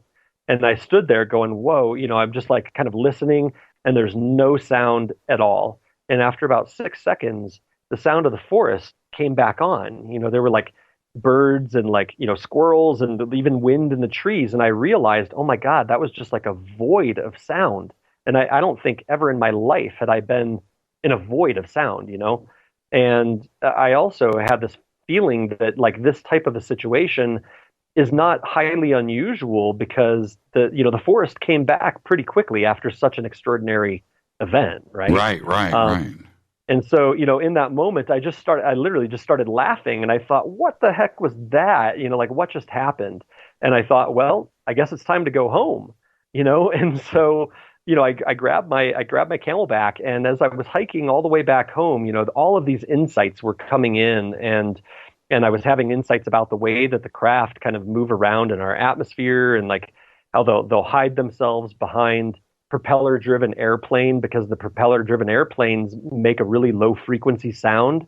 So like when these craft come in and out, they'll often like come in when airplanes are landing at our little airport, and it was funny because I ended up getting back home and I thought, oh, wait a second, hold on. I can't talk to Lane yet. Lane was ended up being my wife, and I was like, I can't talk to her yet, and so I went next door to, our neighbor that was a little bit of a crazy guy. And I knocked on his door and he looks at me and he goes, what the hell happened to you? Because he could just like tell by my facial expression. And I said, well, I think I just had my first close encounter. And he was like, come on in, and he invited me in and we talked a little bit and it kind of got myself right until I could go back home and, and share the experience. And, so like, kind of, a lot of people ask me like, oh my God, did like everything change? And it's like, no, like really in that moment, nothing really changed that I can identify as far as like behaviors or anything like that.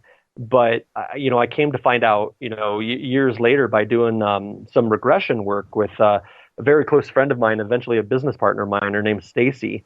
She ended up guiding me through some regression work, and we went back into that experience, and I recovered, an enormous amount of information that really explained to me what the whole situation was about. And, it really began to set me very firmly on the path that got laid out in front of me when that close encounter happened. That's an incredible sighting. And I've had my own, of course, but yeah, I've had lots of different experiences relayed to me over the years. And that is a pretty incredible experience that you went through right there. We'll pick up the story when we come back. Absolutely incredible. Because there's part 2. It's Fade to Black. Oh, yeah. Yeah, it's part 2. Our guest tonight, Matthew Ryan. This is Fade to Black. I'm your host, Jimmy Church, on the Game Changer Network and KGRA, The Planet. We'll be right back.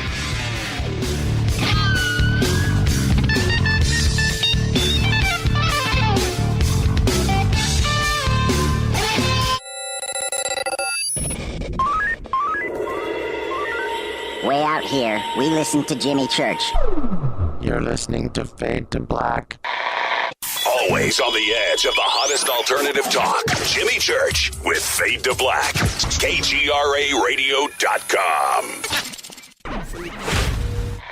It's tal, mis amigos? Yo soy Mario Carson, el tiburón, y los invito para que escuchen a mi buen amigo Jimmy Church Radio. ¡Claro que sí!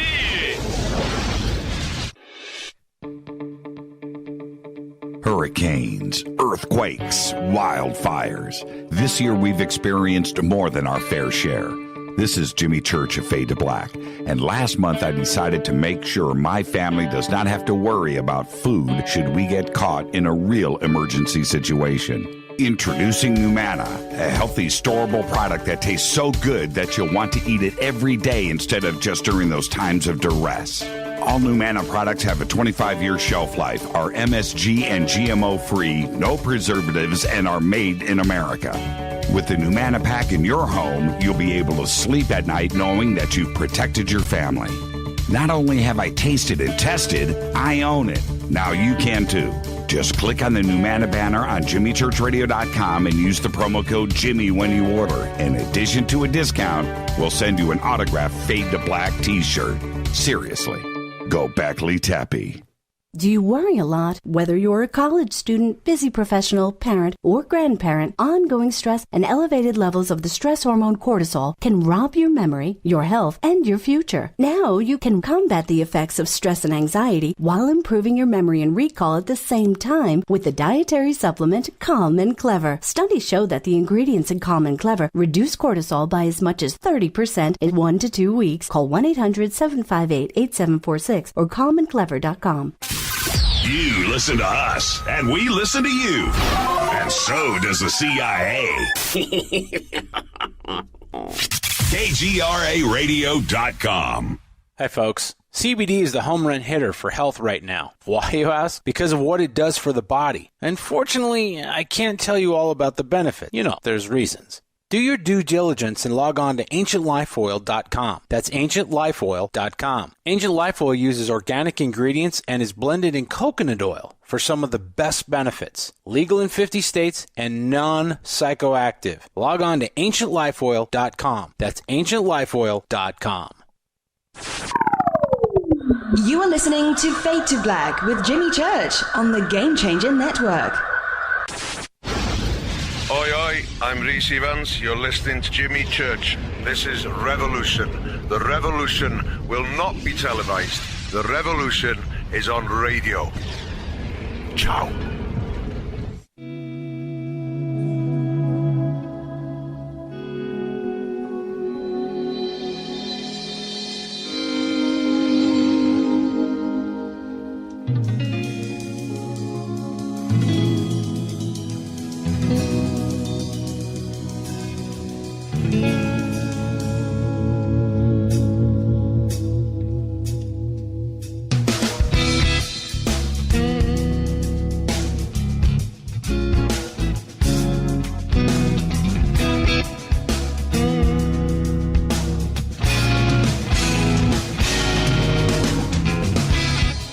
Welcome back, Fade to Black. Our guest tonight, Matthew Ryan. Tomorrow night, Marina Jacoby.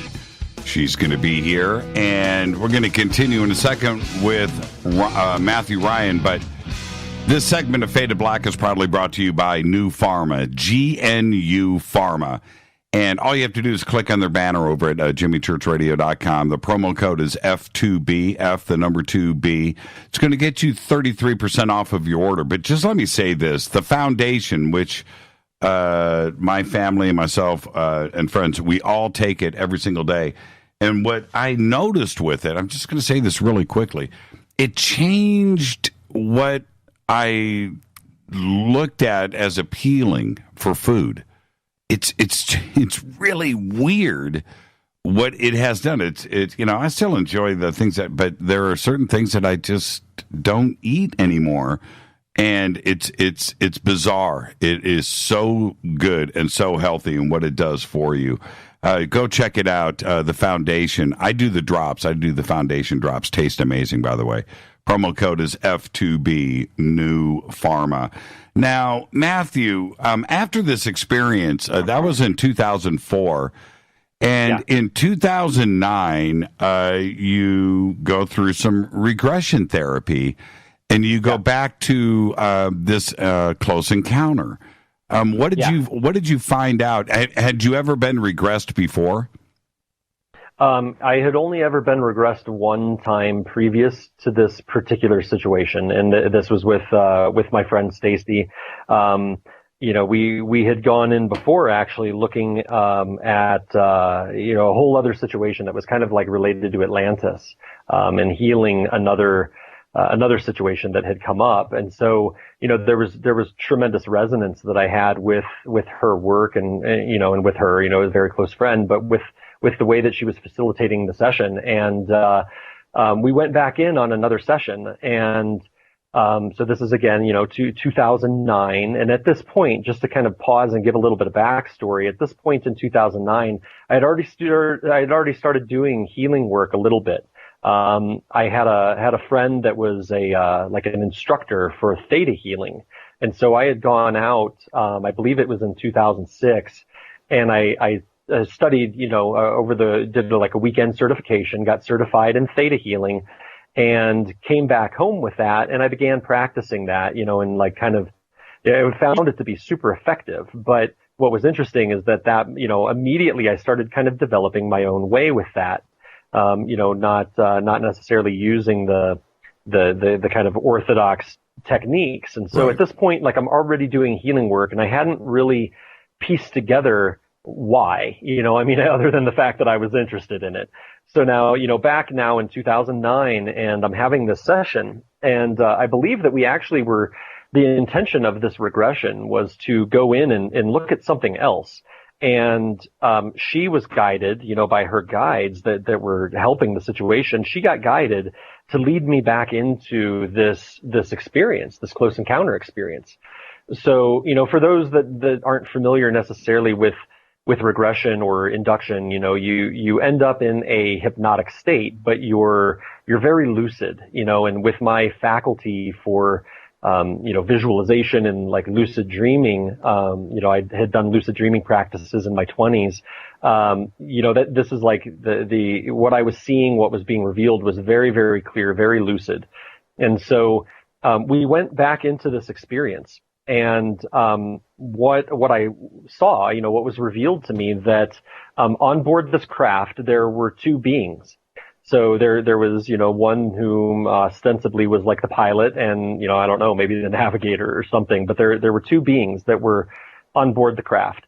And I was told, that they are from the star system Alpha Centauri.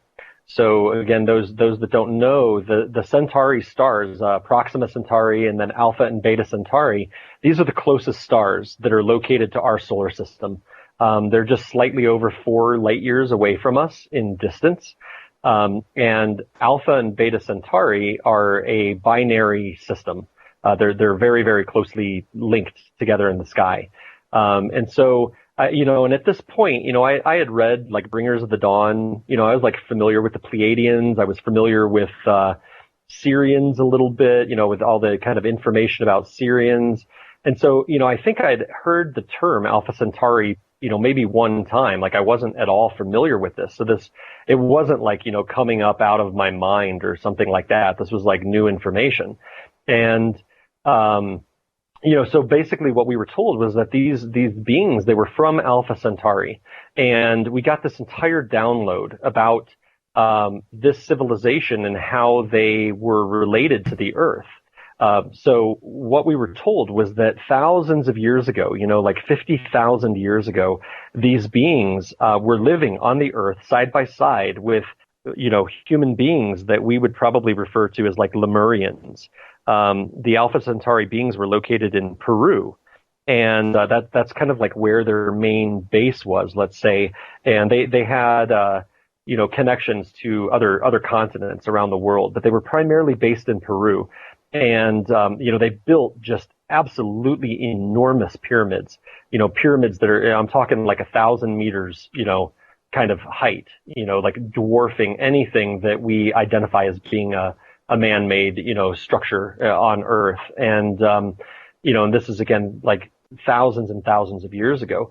And what had happened with these specific beings is that they possess just incredible technology.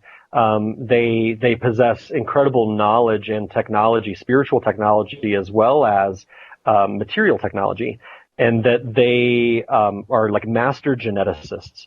They understand the nature of holographic DNA, and they were working on the Earth, to basically support humanity to undo some of the tampering that had been done to the human beings, genetic code over all of the millennia. By tampering, I mean like the Anunnaki, those beings that the Sumerians called the Anunnaki, and, things that kind of get into these other programs that some of the current whistleblowers are talking about, like these 22 genetic farmer races or whatever. Right. And so these beings, right, like they were here on Earth supporting humanity by, doing various things to support their DNA and to help, uncover maybe the original blueprint. And so what ended up happening, this is like where things, they get pretty interesting, is that this being, I usually just refer to her as the pilot to kind of keep it simple, but I don't know if she actually was flying the craft or if she was like the passenger.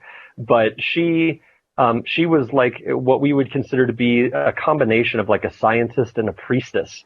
A lot of the ancient world, people probably that have connections like with Atlantis would recognize that as well, that like the science and spirituality was blended in a really neat way. And so she was a very high person within that civilization. And when I mean person, I'm talking about these star beings are human beings.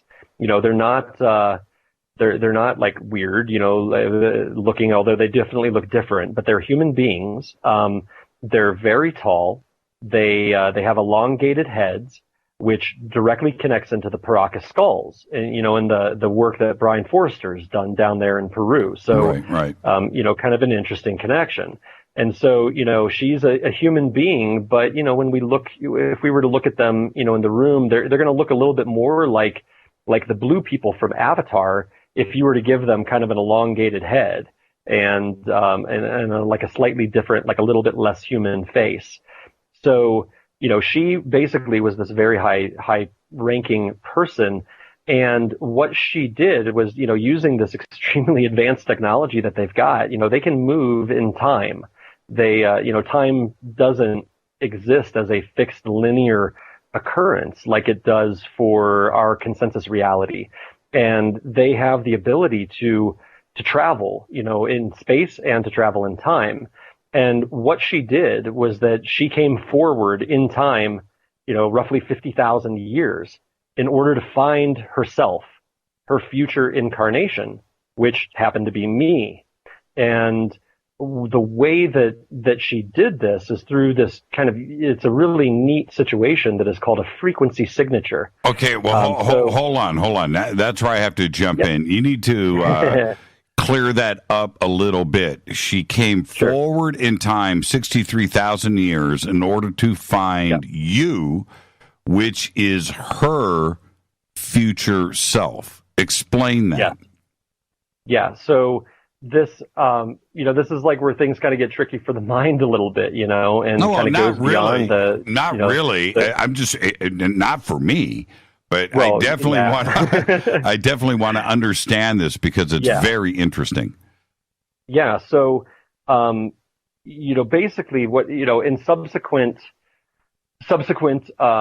regression work that I've done over the years is figuring out, the way that the way that these beings are able to project their consciousness and to project their soul, let's say their primary consciousness, is that it actually is really similar to like a movie like Avatar. The whole situation in Avatar where they would like lay themselves down into these like stasis tubes or whatever, and then they get their consciousness projected into that avatar body.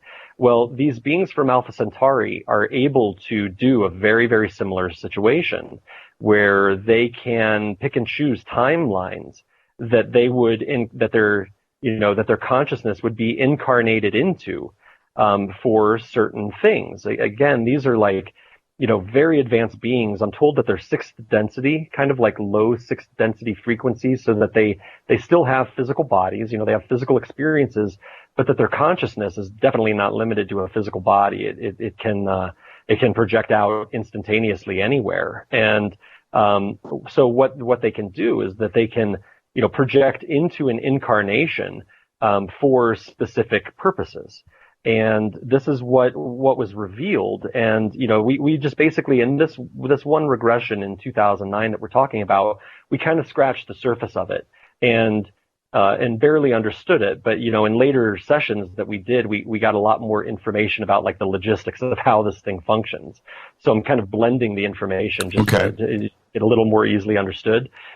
So basically what was happening is, again, they've got this ability to move in the timeline at a physical level because of the technology of their craft, and also their mind. I mean, these craft are like living machines, they're like living, they're not quite light ships, but they are conscious. And, so what she was doing was that she needed to pinpoint, her incarnation that was going to be in a future timeline existing, so, the way that I understand that would be that, at a certain point, her physical body would have perished, would have died, or whatever they do, however they transition, and she would have been reborn, into another state of existence, right? And so at some point along there within her lifetimes, she is literally like projecting her consciousness into different incarnations.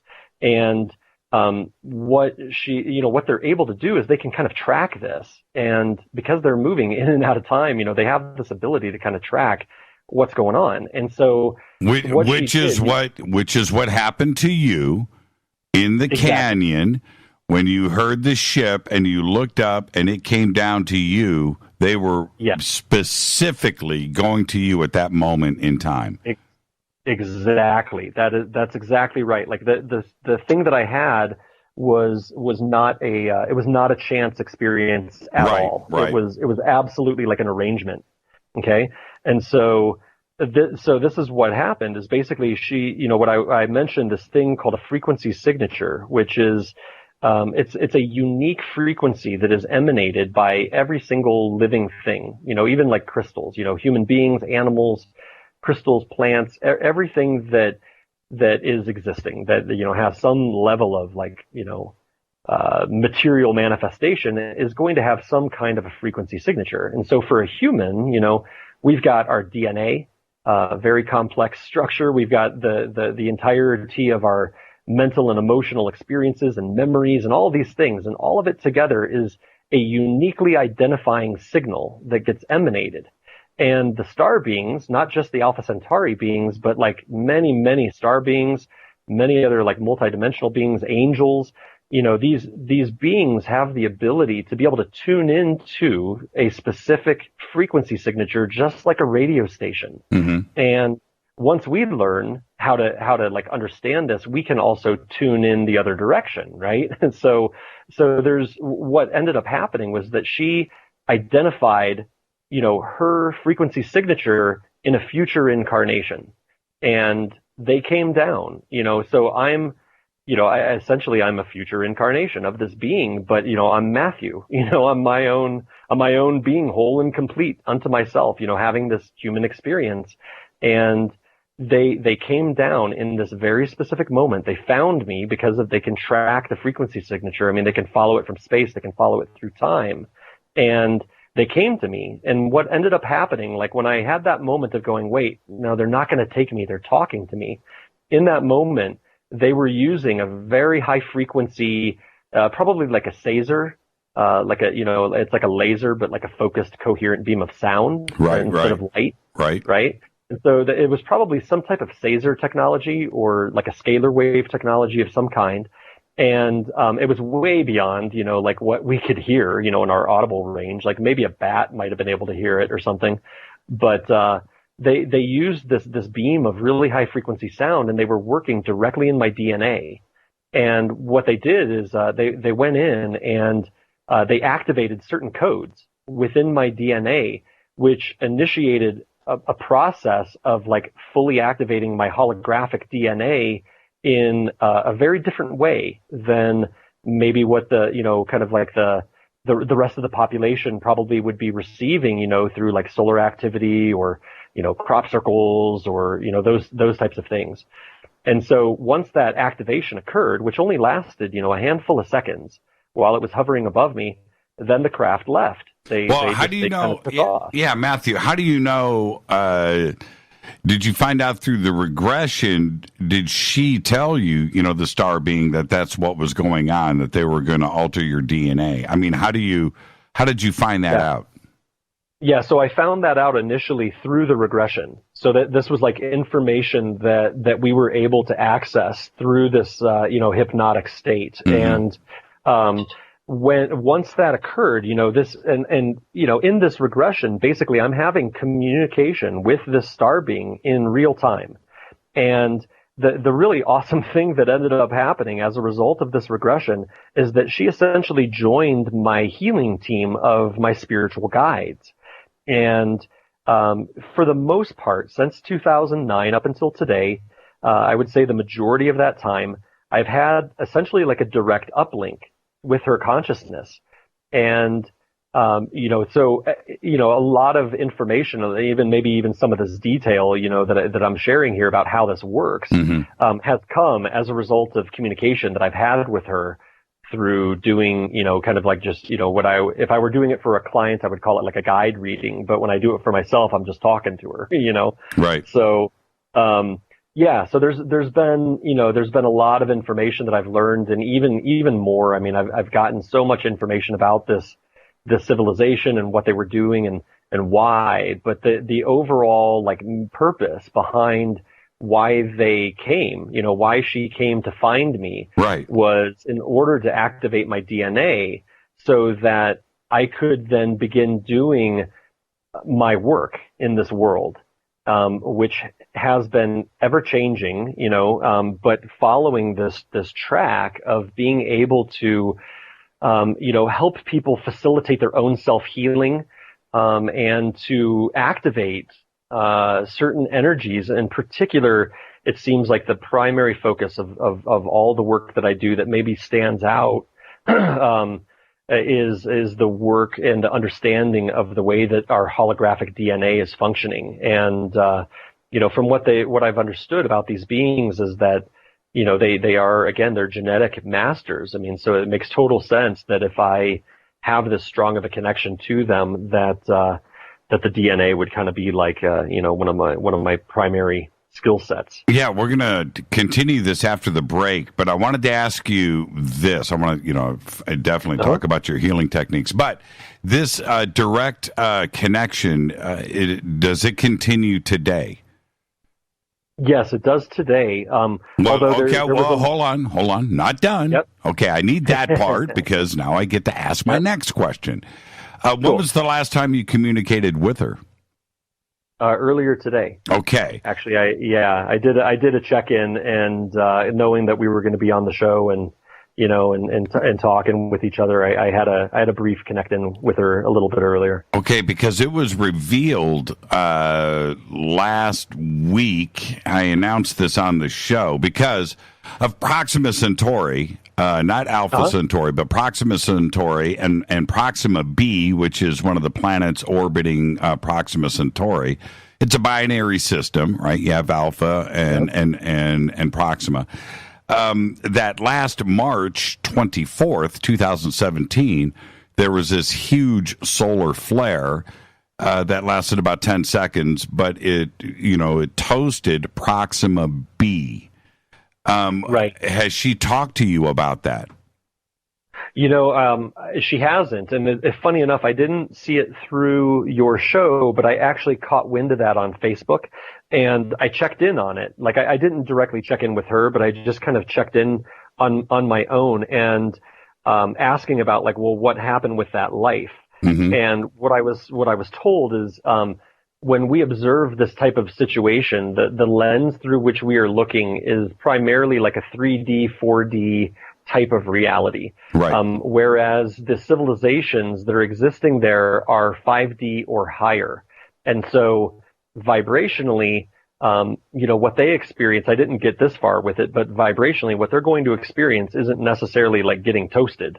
I couldn't begin to speculate what a 6D civilization would experience during a massive solar flare. Right. But like at the 3D level, I did hear that, like the planet got toasted. Yes.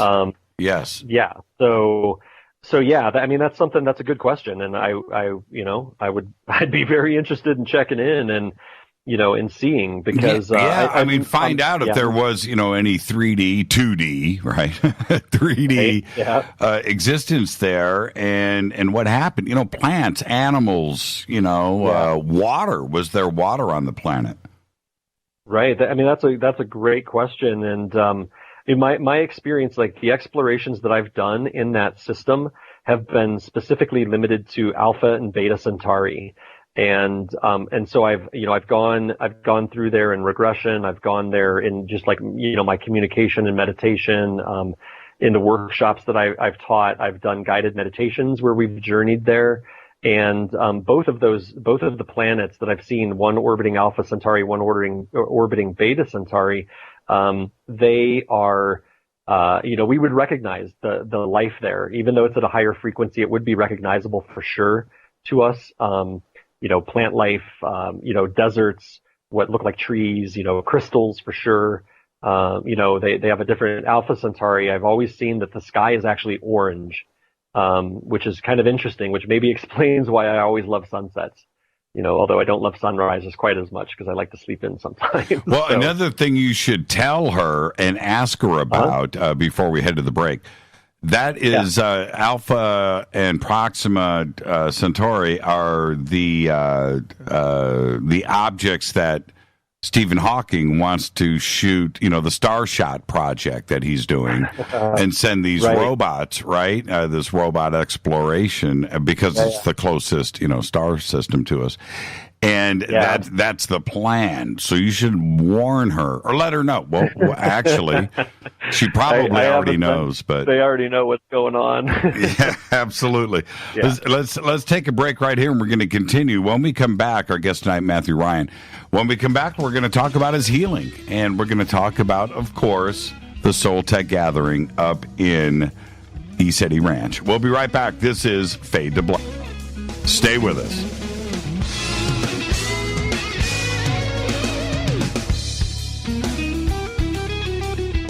Hi everybody, this is Rob Halford, the Metal Guard on JimmyChurchRadio.com. This is KGRA Digital Broadcasting Station, Salt Lake City, Utah, Van Buren, Arkansas. Okay, nurse, let's get this man to the ER stat. Right away, doctor. We see this every day. Heart attack or angina pain due to blocked and clogged arteries. Chelation can remove obstructions or blockages from arteries and help avoid painful and expensive surgery. Now there's Angioprim. It's a liquid oral chelation product that you take with juice. You start to feel the results fast. Angioprim increases blood flow all over the body, and that means more energy and strength to take on the day with less aches and pains. 60 years of research has gone into chelation, and Angioprim is the result. A safe and easy way to unblock your veins and arteries from buildup that slow circulation. Paging Dr. Jones. Please report to the emergency room right away. Log on now for a special radio offer from Angioprim. That's angioprim.com/radio. ANGIOPRIM. Angioprim.com/radio or call 877-882-7221. That's 877-882-7221. So, you love talk radio? Then you'll love TalkStreamLive.com. TalkStream Live is always on, 24/7 with the best streaming talk shows. Find your favorite talkers and discover some new ones. It's free, readily available online or on the smartphone or tablet. Finding your favorite talk shows all in one place has gotten a whole lot easier. Just go to TalkStreamLive.com. Be sure to download the free apps from Google Play or the iTunes App Store. Your contact for current news and trending topics. KGRARadio.com. Hello, Fadernauts. This is Jimmy Church, and I'm introducing New Pharma, a company whose products are based on science. Human function based on the endocannabinoid system, or ECS. New Pharma firmly believes in this science, and their research indicates that support of the ECS provides the beneficial effects for a healthy lifestyle. New Pharma's science includes relief capsules for pain relief, sleep capsules, which are natural support for occasional sleeplessness. Foundation is support for your ECS, and Fit capsules support your active lifestyle. Just click on the banner at jimmychurchradio.com and use the promo code F2B for a 33% discount on all of their products. Or visit newpharma.com for all of the knowledge on the science. That's GNUpharma.com. Go Beckley Tappy. Did you know that when you're on the road with limited data or Wi-Fi available, you can still listen to every minute of Fade to Black by just calling 605-562-4482. No smartphone, app, or internet needed. It saves your data plan and no extra cost if you have unlimited minutes. Just call 605-562-4482. You can listen to me, Jimmy Church, on any phone, anytime, anywhere. Go Beckley Tappy.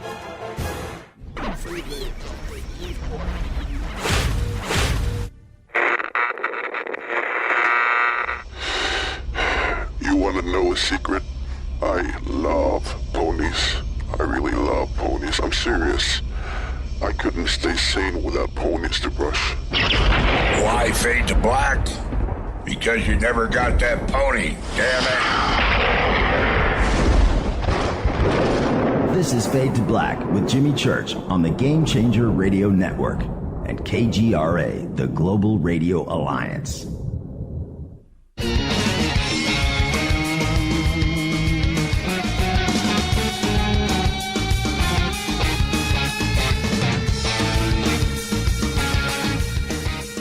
Welcome back, Fade to Black. I'm your host, Jimmy Church. Amazing conversation going on right now with Matthew Ryan. Tomorrow night, Marina Jacoby, right here. And this segment of Fade to Black is proudly brought to you by Numana. That's right, emergency food storage for you and your family. 25-year shelf life. I love it. I eat it. I own it. MSG and GMO free and made right here in America. Now, always remember, every order over $100 gets you an autographed Fade to Black t-shirt. Promo code is Jimmy. And you're going to get a discount, too, as well. Promo code Jimmy, Jimmy. Just click on the Numana banners over at jimmychurchradio.com. Matthew, amazing stuff going on here. And as this DNA activation happened, did you start to find yourself speaking differently, using words and thoughts that weren't, part of you? That's a good question. I would say that, as the activation kind of began to unfold, there seemed to be like a really kind of coherent development maybe within my awareness and within my interests, within my perception of reality. So I didn't notice anything necessarily like drastic, but there definitely was a progression where certain types of languaging started coming in, certain types of understanding about just, the nature of reality and, speaking of things in terms of energy and frequency. In some ways, it's like my entire reality in some ways relates to frequency now and feeling and referencing, based on frequencies, navigating through frequencies. And so like those things definitely changed, because I don't have, memory of those types of things being present within my average state of awareness, before the close encounter. The friends, the family, those around you, anybody, dude, who are you? Did you get any of that? A little bit. With my friends, here in Taos, I didn't really get any of that because I think as the timing unfolded, like as these activations, my understanding of it is that the activations within my DNA have they've unfolded in a really progressive state, and they continues to unfold. And even I went down to Peru for the first time about a year and a half ago, and went to Ollantaytambo in the Sacred Valley, which is directly connected to the Alpha Centauri beings, because they built Ollantaytambo. Whoever built Ollantaytambo, it wasn't the Inca, but whoever built Ollantaytambo, they built it as a earthly reflection of the Centaur constellation. And the eyes of the Centaur on the ground, they correlate with Alpha and Beta Centauri. So, got activations there. So this is an ongoing process. And so, my friends that have been close to me, maybe they, I don't know if I've ever asked them, but maybe they would notice some things change. But where I've noticed that big difference would be when I've seen friends when I go back home to Ohio, or, maybe friends, they've been kind of following my Facebook page, and then every once in a while I'll get an email and be like, man, I've been watching what you're talking about, and that's so rad, it's so amazing, and I'm totally interested. And, so it's, for who I was, back when I was, a teenager, or, in college, I definitely, even from when I moved to Taos in 2003, I really feel like in some ways I'm a very different person, and a much more authentic person, to who I am. And if that relates, directly to that DNA activation, well, then I'm grateful. Has the ship ever come back? It never has. At least not in a way that I've noticed. And I actually was bummed out about that for a long time. Sure. Every time I went hiking, I was like, where are you? And there was nobody answering. And, but what I've come to understand, for sure, especially after that initial regression, what I've come to understand is that, the technology that these beings possess, once my DNA was activated in the way that they had to do it, and I believe it's because they had to activate it inside of this material density, because this material density is the one that is ascending. It's this density is the one that's moving and shifting right now with all of these changes that we're all feeling. And so it had to happen at that level. And as I've gone forward, I've come to understand, these beings, they're so advanced, and in a way, it's they're out of our ancient past, but they are our future in a way. And, they don't need to show up, in a physical sense in order to communicate or to do anything. Most of the star beings that I work with or that I communicate with, most of them are located, either way outside of our atmosphere, or, a lot of them are actually, physically located out near Jupiter and Saturn, but their technology, their consciousness, it doesn't know any limitation, or even the Arcturans that, from Arcturus that I work with, they, they're they can be anywhere and everywhere, instantaneously. They don't even have to, location is just kind of it's a silly concept, even at that level of consciousness. Yeah, I always enjoy asking this next question at this point, because you must have felt at one point or another that you just, taken crazy pills. Yeah, I definitely have had moments where, there was a period of time as this was developing within me, again, in that space between, the Close Encounter and then, 2009, and then going forward, even especially the way that my perception has changed and the way that it is continually expanding. I absolutely, I've gone through such a big journey of self-doubt.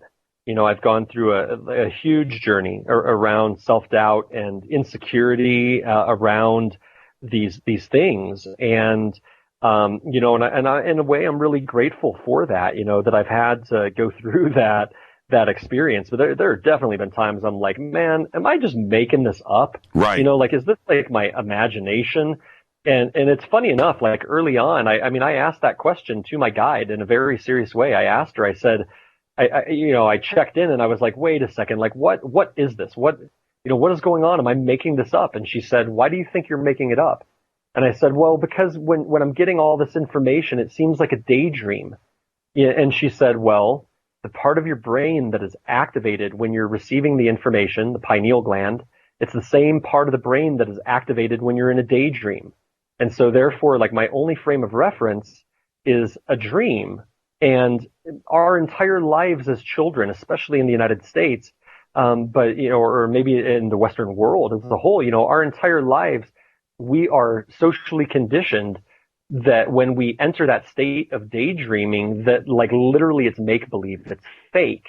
And, you know, even to the point where a lot of the children that are existing primarily in that type of, like, deep theta state or even a gamma state, right, they end up put on medication, you know, in order to, like, focus, right? They say, well, it's to focus you, stop daydreaming, pay attention. Right. You know, I mean, and so, you know, that was definitely a kind of a big part of my journey, was to, like, have to go through and undo all of that conditioning, which it's really, I mean, at least for me, it wasn't very easy. It was really challenging because the self-doubt was always there. And then, of course, there's also the critical mind of, like, my scientific training that I had in college that is, like, slightly skeptical. And what ended up happening is, at a certain point along the way, I had enough, like, empirical data that the crazy stuff that I was seeing was actually real and was really having an effect for people, that I kind of, like, the doubt just kind of dropped in a way. And then this whole other level of trust and integration came in that, like, really catapulted what I've been able to work with. Well, and then, you know, when we talk about lucid dreams, and which I enjoy, but we can't ignore those. And, well, you can choose to ignore certain ones for sure. But for you, because we're just talking about the pineal gland and activation, and you had a lucid dream in Hawaii that ended up, if you hadn't followed through with that lucid dream, some things wouldn't have happened that were very significant the very next day, that, of course, are a part of you now when we're talking about, you know, third eye and pineal gland and activation. What happened on that trip in Hawaii? Wow. So this was in 2012. And so, you know, by 2012, I was already working full time as a healer. You know, my wife and I, we owned a gallery for several years here in town, and the healing work was kind of like, I wouldn't call it necessarily a hobby, but I was kind of undercover. Like, my friends joke with me that I was, like, undercover owning this, like, furniture store and gallery. But you know, because of the economy, it's like we really struggled to keep the thing open after the economy crashed, and kept it open until 2011. So from 2011, I've been working full time doing healing work exclusively. And so in 2012, you know, I'm already pretty far along this path, and we go to Hawaii to go visit Lane's mom, and you know, she has a place there. And this trip happened to coincide with the Venus transit. You know, do you remember the Venus transit? Yep. And, yeah, so we happened to be literally on the Big Island, which was the best location on the entire Earth to view the Venus transit, because the Mauna Kea Observatory was there. And so, you know, we ended up going up to, like, right before we left her mom's home, which is kind of over on the Hilo side. We went up to the Mauna Kea Observatory. We watched the Venus transit, got some, like, pretty big downloads that were really, you know, really important for me. And then we were preparing to leave, to go back over to Kona. And, you know, our flight was going to leave from Kona to come back to the mainland. And so, I already had a scuba dive arranged. You know, I'm a scuba diver. I love scuba diving. And, you know, we were just going to go and do the famous manta dive there in Kona. And so we were leaving, you know, the night before driving over to Kona, I end up having this lucid dream. Okay. And in this lucid dream, I'm dreaming with dolphins, and the dolphins told me specifically that the next day, you know, we were going to arrive in Kona, you know, that afternoon or whatever, and spend the night. And the next morning, I was supposed to wake up before sunrise and grab my mask fins and snorkel, go walk down to the beach, which I believe was Keliakua Bay, or no, maybe not Keliakua Bay. It's one of the bays right there in Kona. But I was supposed to go walk down to the beach while it's still dark before sunrise, and go out into the water and swim out into the water, and that this pod of dolphins was going to come and find me. And I was, I woke up and I was like, you got to be kidding me. I studied marine ecology when I was in college, and I'm like, okay, tiger sharks, they definitely live in Hawaii. I don't think I want to go swimming out there in the dark alone. And, so it triggered, a little bit of fear, but I was like, well, but, I got to go meet these dolphins. Like, I really, this is really going to happen. I really felt it in my heart. And so I did, I told my family, I was like, guys, I'm getting up and, going to go out there and go meet some dolphins. And so, I went, it's funny too, because as I was like walking out of the hotel to go down to the beach, that somebody had a bumper sticker of a tiger shark on their bumper. And I was like, man, you got to be kidding me. Right on. Yeah.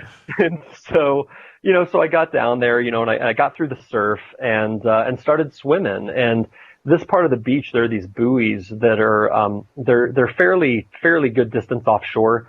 And it's like a swimming lane where every morning swimmers were out there, before dawn, they were out there swimming laps out there in the ocean. I guess the water is typically really calm and it's pretty shallow. Right. And so, I swam out there and swam out to the buoy, and I've got my mask, fins, and snorkel on. And, I get out there to the buoy and I'm like, now what? What do? I haven't seen any dolphins, and, what's going on here? And I heard, okay, go left, basically turn left and follow these buoys. And eventually I ended up kind of, crossing out of the area that was there was some very small, coral and plants and stuff, lots of little fish. And I came out onto a sand flat, pure white sand flat. And, my mind then panicked a little bit because there was no frame of reference for distance or whatever. And I'm in probably about, I'd guess it's maybe about 15 to 18 feet deep, of water. And, and as soon as my mind started to tell me, this isn't a good idea, you need to go back to shore, right then this other voice cut through and it said, no, the dolphins are sleeping. They're just waking up right now, and they travel over the sand flats while they're asleep. And this voice again said, you're going to hear them long before you ever see them. And I was like, oh yeah, right, of course, because the clicks and the whistles, are going to travel much, much further in the water than visually, I'll be able to see them. And so, I just trusted it, and I kept on swimming. And about a minute after that, I began hearing the clicks and whistles, and I was like, oh my God, they're here. I was super excited. And out of the water, out of the blue water, out in front of me comes a pod of 11 dolphins, spinner dolphins.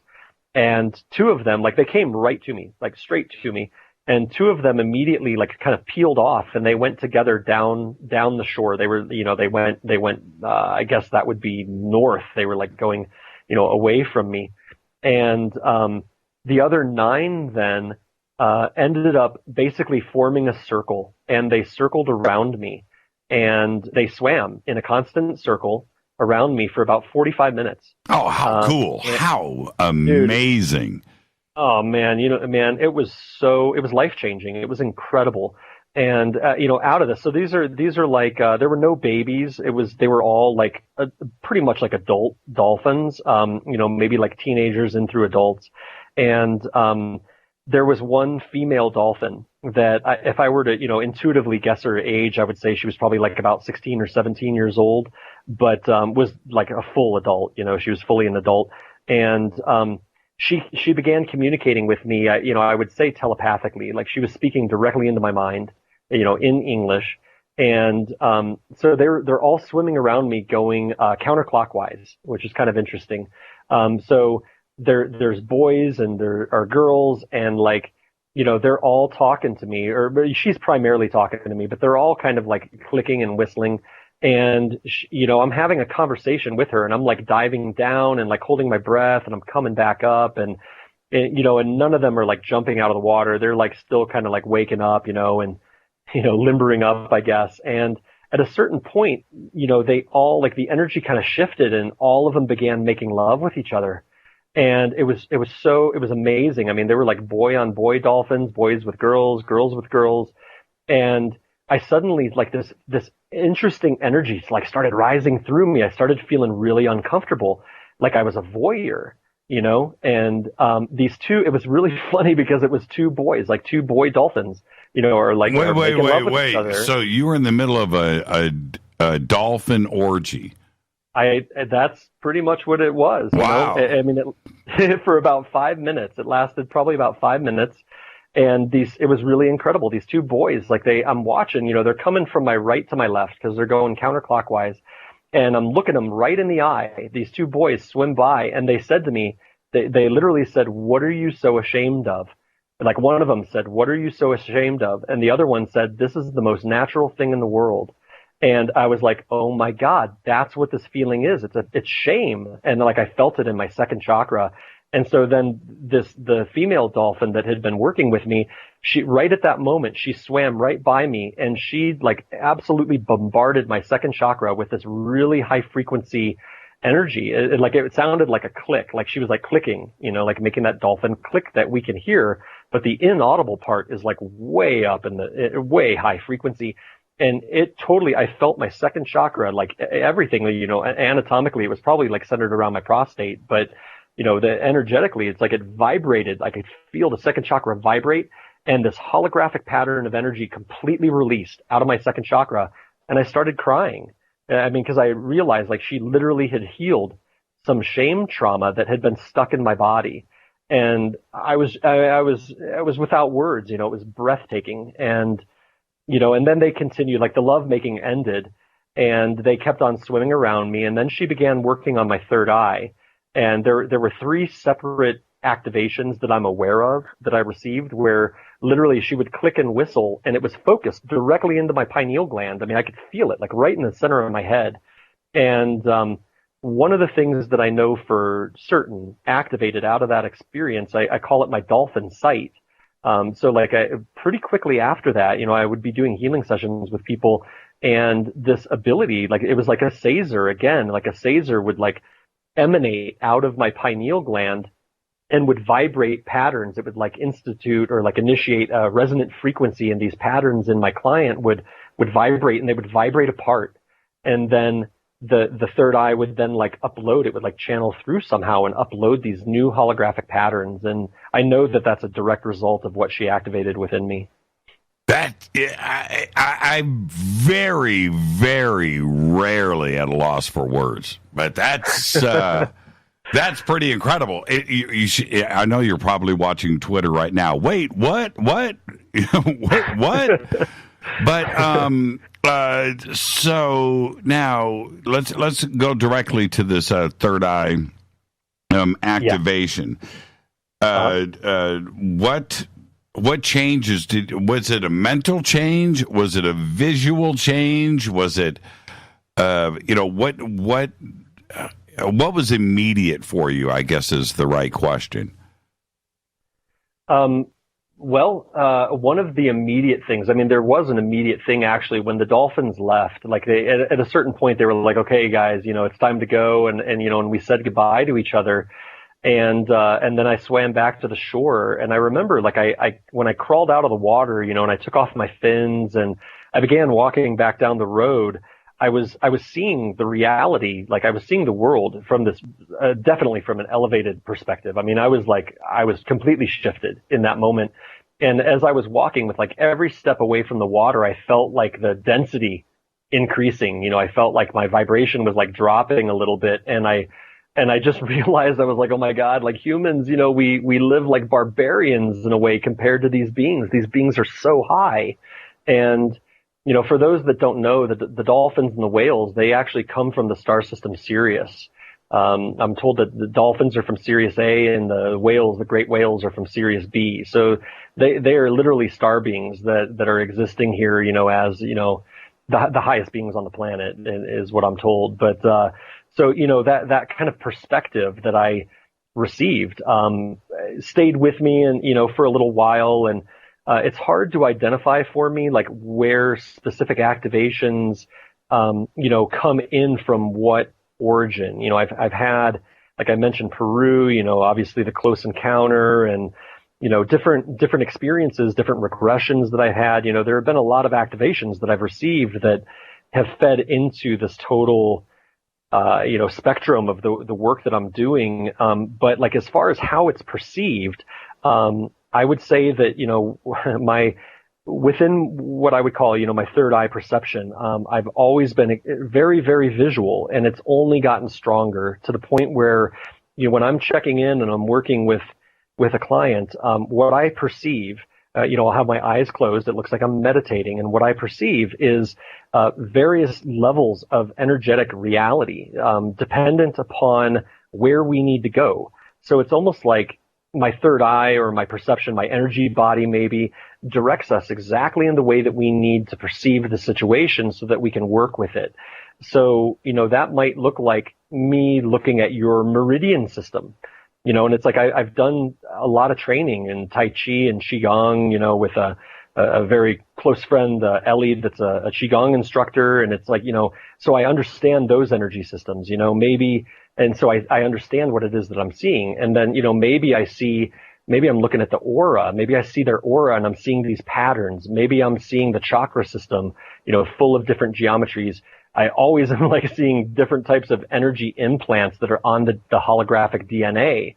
So what I'm told, and it's like, it's kind of even, I don't even like to admit this sometimes, but like what I'm told is, that there isn't a limit yet that I've like bumped up against with the perceptual limit of what's available to be perceived in doing this work. And, when I'm working with, with people that perhaps are like struggling with kind of like 3D and 4D situations, maybe 3D situations, that's primarily where we're going to focus, except like the DNA almost always comes in. And then other times, I am working with, somebody that's like a very high level healer that is, like a world class kind of individual. And, like what I see in those situations is quite different. It's pretty extraordinary. Yeah, absolutely. Now, can I get you to hang on for a little overtime? Oh, absolutely. Yeah, we have to, because just listening to you relate these stories and experiences, I totally got away with what I was even thinking about. I was right there with the dolphins. And so the thing is, which I find so fascinating, is that when it comes to dolphins and all marine mammals and whales and things, that I'm surprised they're not driving cars. Well, absolutely. If you know what I mean, Yeah. There is something that is there that we need to respect. And I always go back and think about Hitchhiker's, Guide to the Galaxy. And that opening scene, right, with the dolphins. Yeah. And there's something about that rings true. And it just sounds like you experienced it. And watching everybody's comments here in Twitter about dolphins and their photographs with everybody, it's just absolutely fascinating. I've never done it. Yeah. I've never done it, but I would like to. Okay, so let's hang on. I've got more to talk about. I want to talk about soul tech. I want to talk about healing and what's going to go on up there. We'll do all of that next. Our guest tonight, Matthew Ryan. I'm your host, Jimmy Church. This is Fade to Black on the Game Changer Network and KGRA, The Planet. We'll be right back. Stay with us.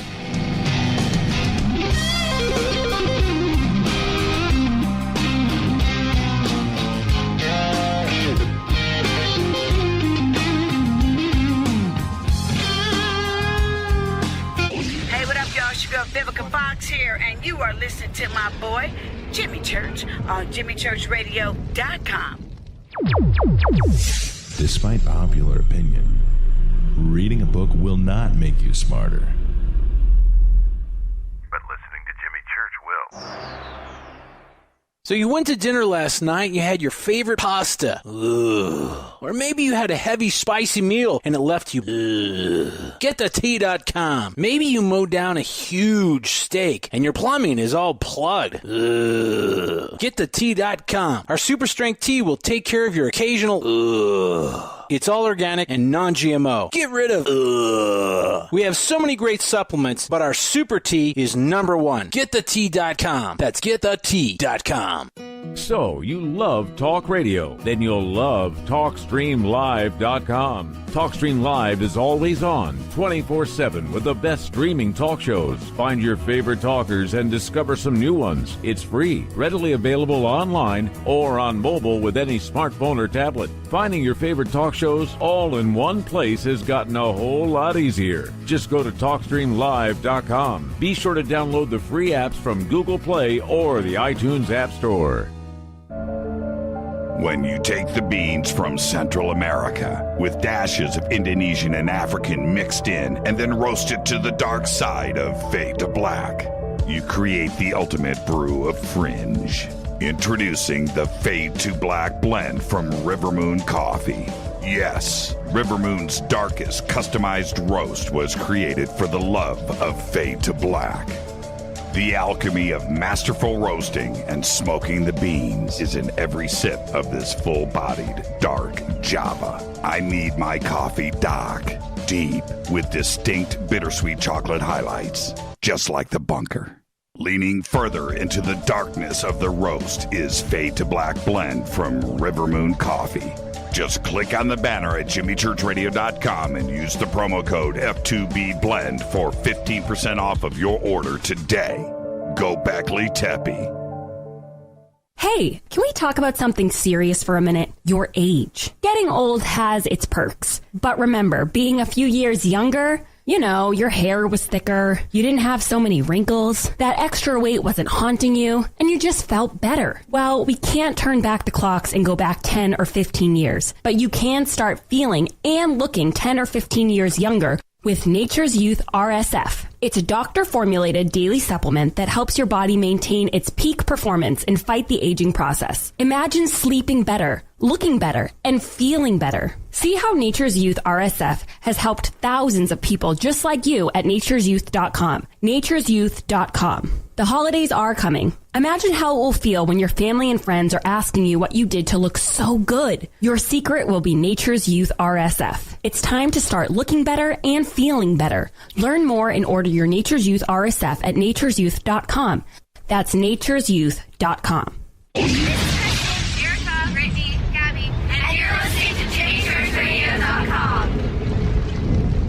It's not a lifestyle we chose. We were born this way. KGRARadio.com.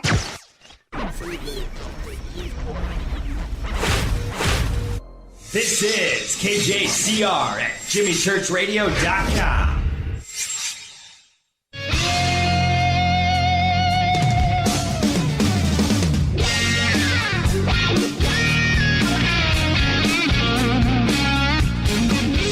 All right, welcome back. Fade to Black, doing a little overtime with our guest tonight, Matthew Ryan. Amazing dolphin story. That has caused some pretty cool conversation right there on Twitter. This segment of Fade to Black is probably brought to you by Bearing Optics. And Rita and I had a chance this weekend to hang out with Alec Hoffman, and he drove up from San Diego and dropped off some amazing artwork from a friend of his, Alex. And but anyway, had a great chance to drink some coffee and hang out with Alec. He is a Fadernaut. And you've got to get yourself some Area 51 night vision goggles, and it's easy to do. Just go over to jimmychurchradio.com, click on the Bearing Optics banner, and give Alec Hoffman a call. Just mention Fade to Black and Jimmy Church, and you'll be off and running to go and see your very own green chrome balls. Have you, Ryan, I keep wanting to call you Ryan Matthew. I don't know. I know. The man with two first names. So, but have you ever done night watch? Have you ever gone out with night vision? I actually have not. When I was at Contact in the desert, I ended up not being able to connect with it, and then at the Eclipse of Disclosure last August, I think we had tickets to go and ended up getting distracted. So I haven't seen it yet, but I'm looking forward to the ECETI Ranch. Absolutely, I'm super excited about that. Yeah, it's a game changer when you do that. I can't believe so. At Contact in the Desert, And up at Eclipse of Disclosure, the two events where I was there, hosting the night vision, we saw such incredible stuff both nights. Oh, yeah. And you blew us out both nights. That's what you're saying. Okay. Well, 2 years ago, when you guys had the mass sighting 2 years ago. Right. Yeah, right. I ended up being, I'd gone over to, like a party, like somebody was having some people over at their cabin, and I was standing out in Arroyo with a friend. I'd made a friend and we were out there talking. And when you guys had that experience, those blue balls of light that were moving through the sky, they came right over us, and like, they ended up being like, they were like out, we saw them moving across the sky, and then they like kind of became stationary and faded and like turned into what looked like background constellation. Like they totally, we were having this experience with those exact same things that you guys all saw. So in a way, I ended up, having the experience, but I wasn't there at the night watch though. It was incredible. And you know what, for me, I mean, you have the sighting and okay. Yes. It was all that. But listening to everybody yell and scream, it's because they're all watching, we're experiencing it together, and it was just, you know what? Everybody was there supporting themselves, and I know what they were thinking. I'm glad I've got somebody here with me to back me up on this story later. That's so true. It's. I mean, I see craft all the time out here. Living in New Mexico, it's like we have very, very little light pollution, and there's a lot of activity. And and I see them a lot by myself, but it's so cool. Like when I see them with my kids, or when I see them with friends, especially with friends that have never seen one before, and they're like, "Man, I want to see a UFO," and we'll go outside and I've got my own kind of contact protocol that I've been given, and we often will see them, and they'll like jump around in the sky, and I love hearing my friends are like, "Oh my God," they go crazy. It's great. Yeah, I know. It's so much fun, and kind of like you, I didn't have my sightings until I was an adult. I don't remember, and I've done my best to try to think about this, but I don't think I ever saw anything when I was a kid. All the way through being an adult, everything that I have seen, and some of it as remarkable as it can get. It doesn't get any more remarkable, but it's all been as an adult. I never had that when I was a kid, but yet I was fully. I was the full-on ufologist when I was a kid. I was reading everything and videos and just friends and books and magazines and reading. But no, I never saw anything. I never did. I wonder, even hearing you ask, talk about that, I wonder about that. And I mean, I've definitely have seen some things with my kids, and, I wonder if, within our generation, maybe the frequencies were a little bit different. Maybe like our kind of innate access maybe wasn't attuned in the way that maybe it is now. And maybe it was a timing thing or something. I don't know. But I think it's great that my kids live in a reality now where this is all real. It's not being denied. There's still some denial, but it's very real. And, and they've, they're in a family where, there's definitely support so that they can explore this world. This whole generation of children can explore this world, and they don't think that it's fake. They don't think that it's, that they're coming here to eat us or, any of this kind of stuff that we grew up with. And, it's very exciting that things have changed. Well, would you just wait for ESETI. We were out to dinner. Man. Yeah, we were out to dinner with some friends over the weekend, and we were started to talk about ESETI, and nobody at the table had a sighting. And and I said, okay, well, I'll guarantee ESETI. I can guarantee it. I can guarantee it. There are very few sure things in life, but ESETI's a trip, man. ESETI is all that. So what do you? Okay, What is your approach to the Soul Tech Gathering, and how are you going to share the knowledge?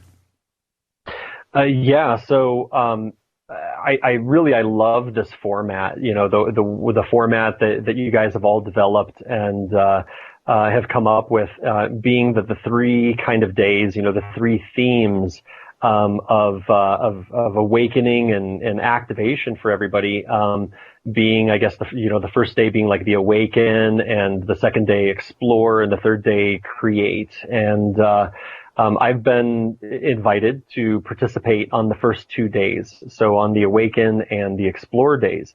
And this is really exciting to me, because I think that the theme of both of these days really is something that I can relate with. You know, I mean, granted, I've had maybe a bit of a remarkable story or a remarkable journey maybe in how I've gotten here, yet the foundational tools that I had developed maybe, you know, even before that close encounter, and then definitely the kind of foundational tools that have built my reality and the healing modality that I work with, is something that really is very accessible to everybody. You know, I mean, if you can use your imagination, you can do a lot of the kind of foundational techniques, you know, that I utilize to support yourself.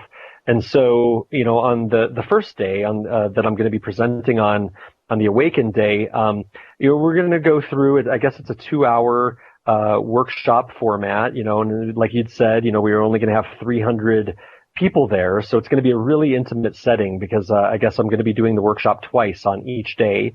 So there'll be opportunity, you know, but it'll be a relatively intimate setting. And you know, we'll go through a little bit of kind of background of, you know, how I perceive the world, and, you know, maybe there'll be a little bit of a different perspective than, you know, something that you maybe already carry into the workshop. But, you know, we're going to talk about what's going on in the world, and like how I understand this shift to be occurring, and like why we're here. You know, I really truly believe that everybody that's here is here for a reason. You know, they're even the people that are maybe are like, you know, the asleep in the matrix, if you will, you know, whatever, the blue pillars, and, you know, people that are maybe just kind of going through their life and having karmic experiences, or, you know, kind of struggling with the material energetic shifts. You know, every single person is here, and there's an amazing opportunity for us to be able to, you know, to heal what needs to be healed, and to, you know, receive and embody these activations that will help us really shift our consciousness in a way that we really need to. And so on this first day, I'm going to be sharing really what is my kind of fundamental technique. And I already mentioned it before. I call it checking in. And, you know, it's essentially I'll be leading a guided meditation that is going to create a very specific energetic activation within people. And, you know, me teaching this goes back to the first time that I taught a workshop a few years ago. And I asked my guide, you know, I asked my Alpha Centauri guide, I said, like, how in the world am I supposed to, you know, help people to be able to do these things? Like, when, you know, they haven't had a close encounter, they haven't had some of these activations. And right. I was given a very specific format that I can guide people through, in kind of a guided meditation type format that will literally activate a pathway that you can follow. You know, you could look at it as meditation or visualization, but once that pathway is activated, the more that you utilize it, the stronger that it'll get. And it's kind of like, I always use this example of, like, you know, my dog that I've got, you know, like, it's like he runs out in the yard in the same patterns. Like, he would like run to the fence and bark at one section of the fence, and, like, you know, you wear that pattern into the ground. You know, it gets wider, it gets more solid, and energetically it functions in the same way. As you learn this pathway, you get activated in this pathway, and then you intentionally utilize it, it gets stronger and stronger, and it becomes more and more automatic. And so that's you know, kind of my fundamental thing. I do that every single time. I utilize this literally dozens of times during healing sessions. Now, if you're a healer, maybe that becomes like a tool that can assist you, but like you don't need to be a healer. This is basically an energetic pathway that activates consciousness, and it increases your energetic access into information and many, many other things that we'll talk about. So that's going to be pretty exciting. We're going to be able then to, we should have a little bit of time then to practice that and maybe talk about feedback. And so that'll be the Awaken Day.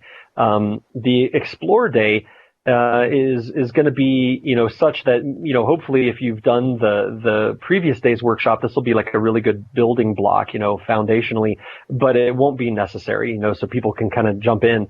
And so on the Explore Day, what I wanted to do was to bring in something that is, kind of a little bit of higher level energetic activation that is going to really assist people, in their own exploration of either their consciousness or their journey, that they're on. And this one's going to be really cool because it involves Metatron, which have you ever heard of Metatron? Of course, we talk about him, it seems like every day on this show lately. But awesome. Yeah, go ahead. Awesome. Yeah, so Metatron, so for those that aren't familiar, and this is my understanding, the way that I work with Metatron, we could call Archangel Metatron. So this is Metatron, in my understanding, is a supreme being. It's a supreme kind of consciousness that is very different than what we normally would like identify as consciousness. Metatron is related to the underlying patterns, like vibrational patterns of energy that underlie reality, and that those vibrational patterns give rise to manifest reality. So Metatron is always associated with sacred geometry, like just as an example, right? Like these fundamental patterns of energy that manifest as fundamental forms of energy.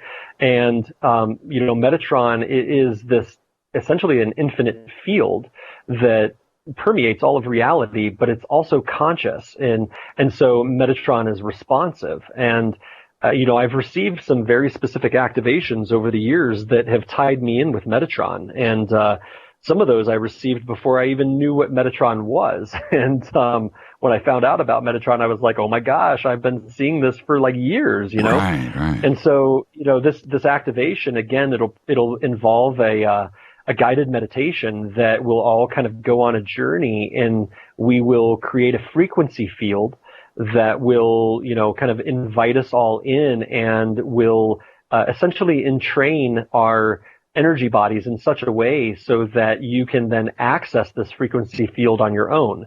And that frequency field is like interwoven through the Metatron field. And so, we'll do some exploration in there and talk about different ways in which, we can work with Metatron and work with these frequencies to, gain information, to send, healing or, love or communication to other people, to, clear your own energetic field, to bring in support. I mean, there's just so much that you can do. And so that's going to be, I think, a very cool, and very practical kind of real world technique that really actually is kind of a high level, technique, to be able to walk away with. And hopefully that'll be really helpful for people. You need to tell your star being ambassador that we're going to be up there. Oh, that's a good idea, isn't it? Oh, that's a really good idea. I'm not playing about that. I'll remind you. Don't worry about it. I'll remind you. Good. But because of the proximity of ECETI to not only Mount Adams, but it's sacred land, and there's something going on up there as far as these energy fields and vortexes with things that go on up there. Is that going to amplify your technique and your abilities, and are you going to be able to take advantage of that? I mean, I hear an immediate yes when you ask that question, and so that's pretty exciting. It's really an interesting thing. I mean, in recent years, I've had some good fortune to be able to do a little bit of travel to go explore some sacred sites, and living here in Taos. I mean, we have the Taos Pueblo here, which is ancient. they've been here for thousands of years. Their oral tradition, talks about literally, during the Great Flood, being taken into the earth and protected in underground cities, and then coming out after the floodwaters receded. So they've been holding frequencies. The Native American people, the Pueblo people around here, have been holding frequencies for thousands of years. And that's the Taos Pueblo actually specifically was never relocated by the U.S. government. So they have a continuity of energy here. So I'm very, very fortunate. Living here in northern New Mexico is very special.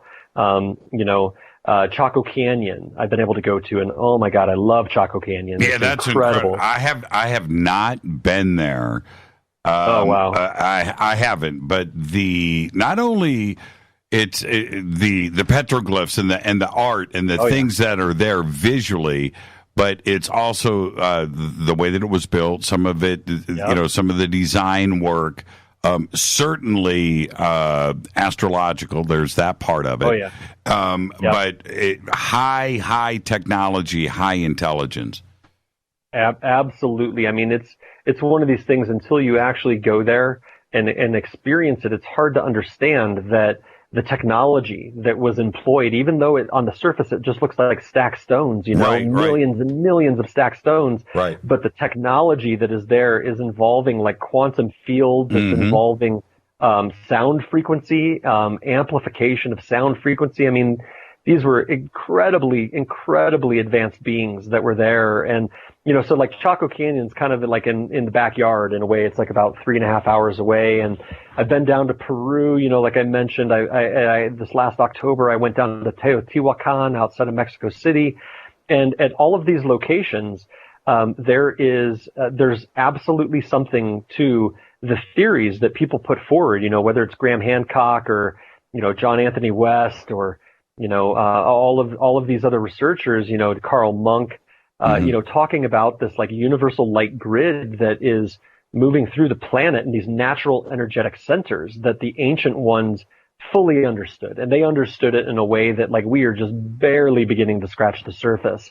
And so Mount Adams and the East City Ranch, with what you guys saw there last summer with the door opening in the side of the mountain, I mean, this is just extraordinary. I'm so excited to be able to go there and to share, my perspective of reality in a way, but also to be able to experience it myself and to participate in other people's workshops and to just connect in with the community in a place like that is, just like Mount Shasta, maybe I'm assuming, being in Shasta, where it's the veils are so thin between the worlds, and you got Sasquatch out in the woods, and you got UFOs coming out of the mountain, and I think it's a pretty exciting place to be. Yeah, the one thing that I want everybody to experience, all of the supernatural side of it, that's going to happen. Okay, so you're going to get that, but what I want everybody to experience is how bummed out you're going to be when you have to leave. Because that's where the magic is, right? When Rita and I left, I mean, it was something that there's a reason, right? There's a reason why you feel that way, and you have to go. You have to go through that. Sometimes you're ready to go. All right, I've been. I was just like, okay, enough is enough. Let's go. Let's get out of here. That's not what you're going to experience at ECETI. You need to. There's something that draws you there, and I cannot wait to get back. But you're going to have the most amazing time, and when you have 300 Fadernauts there, everybody focused, everybody's there for a reason to learn and make friends and gain knowledge and see some amazing things. That's all going to happen. The collective that is going to happen is going to be magnetic, and it's going to be amazing. And I'm just so glad and honored that you're going to be part of it. And I'm serious, Matthew. It's going to be a great experience, and thank you so much. No, I mean, I'm the one that's honored. I really, it means a lot, and I'm super grateful, for the connections that have been made that are kind of facilitating this, and I'm so excited. And August is my birthday is in August, and so it's kind of like my birthday month. August is always really special to me, and so this is going to be just really such an experience. I'm really, really looking forward to it and getting to connect with everybody. Tell everybody how they can get a hold of you. Yeah, absolutely. So I have a website. So the healing modality that I work with, again, is called Gamma Wave Healing. So pretty straightforward. The website is gammawavehealing.com. When you go on there actually is an ebook that we just put up on there recently that it deals with holographic DNA and is kind of like the foundational understanding that I've gained over these years about DNA. So if you want to get on there and you sign up on the mailing list, you'll get this free download of a pretty cool ebook, I think, that can start a lot of conversations. And then also, there's a contact form through there. People that are interested in booking sessions, you can book sessions, private sessions directly through the website. And as different events are going to be coming up, I'm going to add them onto a calendar on there, different workshops, et cetera. So that's a really good way to get a hold of me is through the website. I also, have a page on Facebook by the same name. You're welcome to follow that, or if you want to send me a friend request, that's cool too. And I am a brand new Twitter newbie. As of Rita's urging, recently. And so I don't, honestly, I haven't quite figured that one out yet. I'm just still learning. So forgive, any kind of foot dragging and bringing things up to speed there, but that'll be another way also that you can get a hold of me. Yeah, we'll get, it's Gamma Wave Healing, right, on Twitter.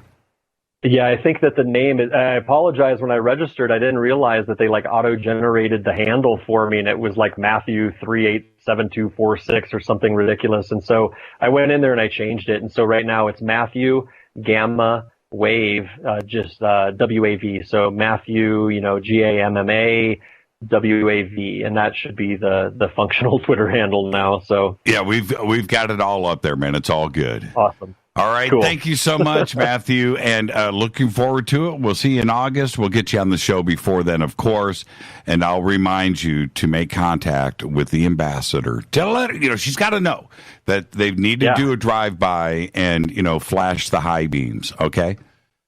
Well, I'm looking forward to that, and, immediately I hear, who knows, maybe she had this whole thing arranged from the beginning. I don't know. That's it, man. That's it. That's it. Thank you so much, Matthew. All right. Enjoy the rest of your night. So much, Jimmy. Thank you. All right. Thank you, brother. Great conversation. Bye-bye. And now it's gammawavehealing.com. We have the links up over at jimmychurchradio.com. And if you go right to Matthew's website, it's a great website, by the way. Right there at the bottom, it says sign up to receive your free ebook on holographic DNA. It's all right there. Great website. And actually, it's a really nice looking website. Well done. But it's all right there, gammawavehealing.com. And now, again, we have somebody had just asked me in Twitter how many tickets are left. We have a little under 200. We're only selling 3, okay? And we've had the tickets. We announced Soul Tech just 2 weeks ago. So, it's going to be 300 Fadernauts. It's going to be absolutely amazing, but do go and get registered and book your tickets. And it's soultechgathering.com. The links are up over at jimmychurchradio.com. Really looking forward to getting everybody together up there.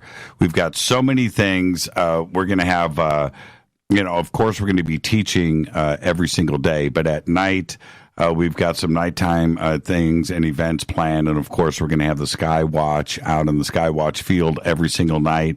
You have the medicine wheel. There's so much stuff to go see and explore up there. And there's going to be plenty of time to do all of that. So it's going to be a great 4-day event. Soul Tech Gathering, Soul Tech up at East City Ranch. And with that concludes another episode of Fade to Black. Another one's in the can. Thank you, Matthew Ryan. It is very simple to get to Matthew's website, which is Gamma Wave Healing. The links are up over at jimmychurchradio.com. All right. Now, I want to remind everybody, tomorrow night, Marina Jacoby, right here. We're going to be talking about ET tech, nanotech, and how she gets this information and how it is going to change our future. Fade to Black's executive producers, Rita Camarion. Show is produced by Hilton J. Palm, Renee, Dennis, and Bob. Announcers are Steve Harder, Gene Vitoa, Mark D. Kovar, Webmaster Drew the Geek.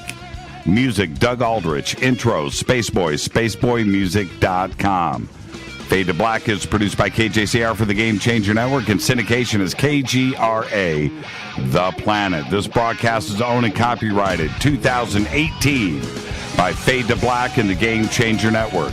It cannot be rebroadcast, downloaded, copied, or used anywhere in the known universe without written permission from Fade to Black or the Game Changer Network.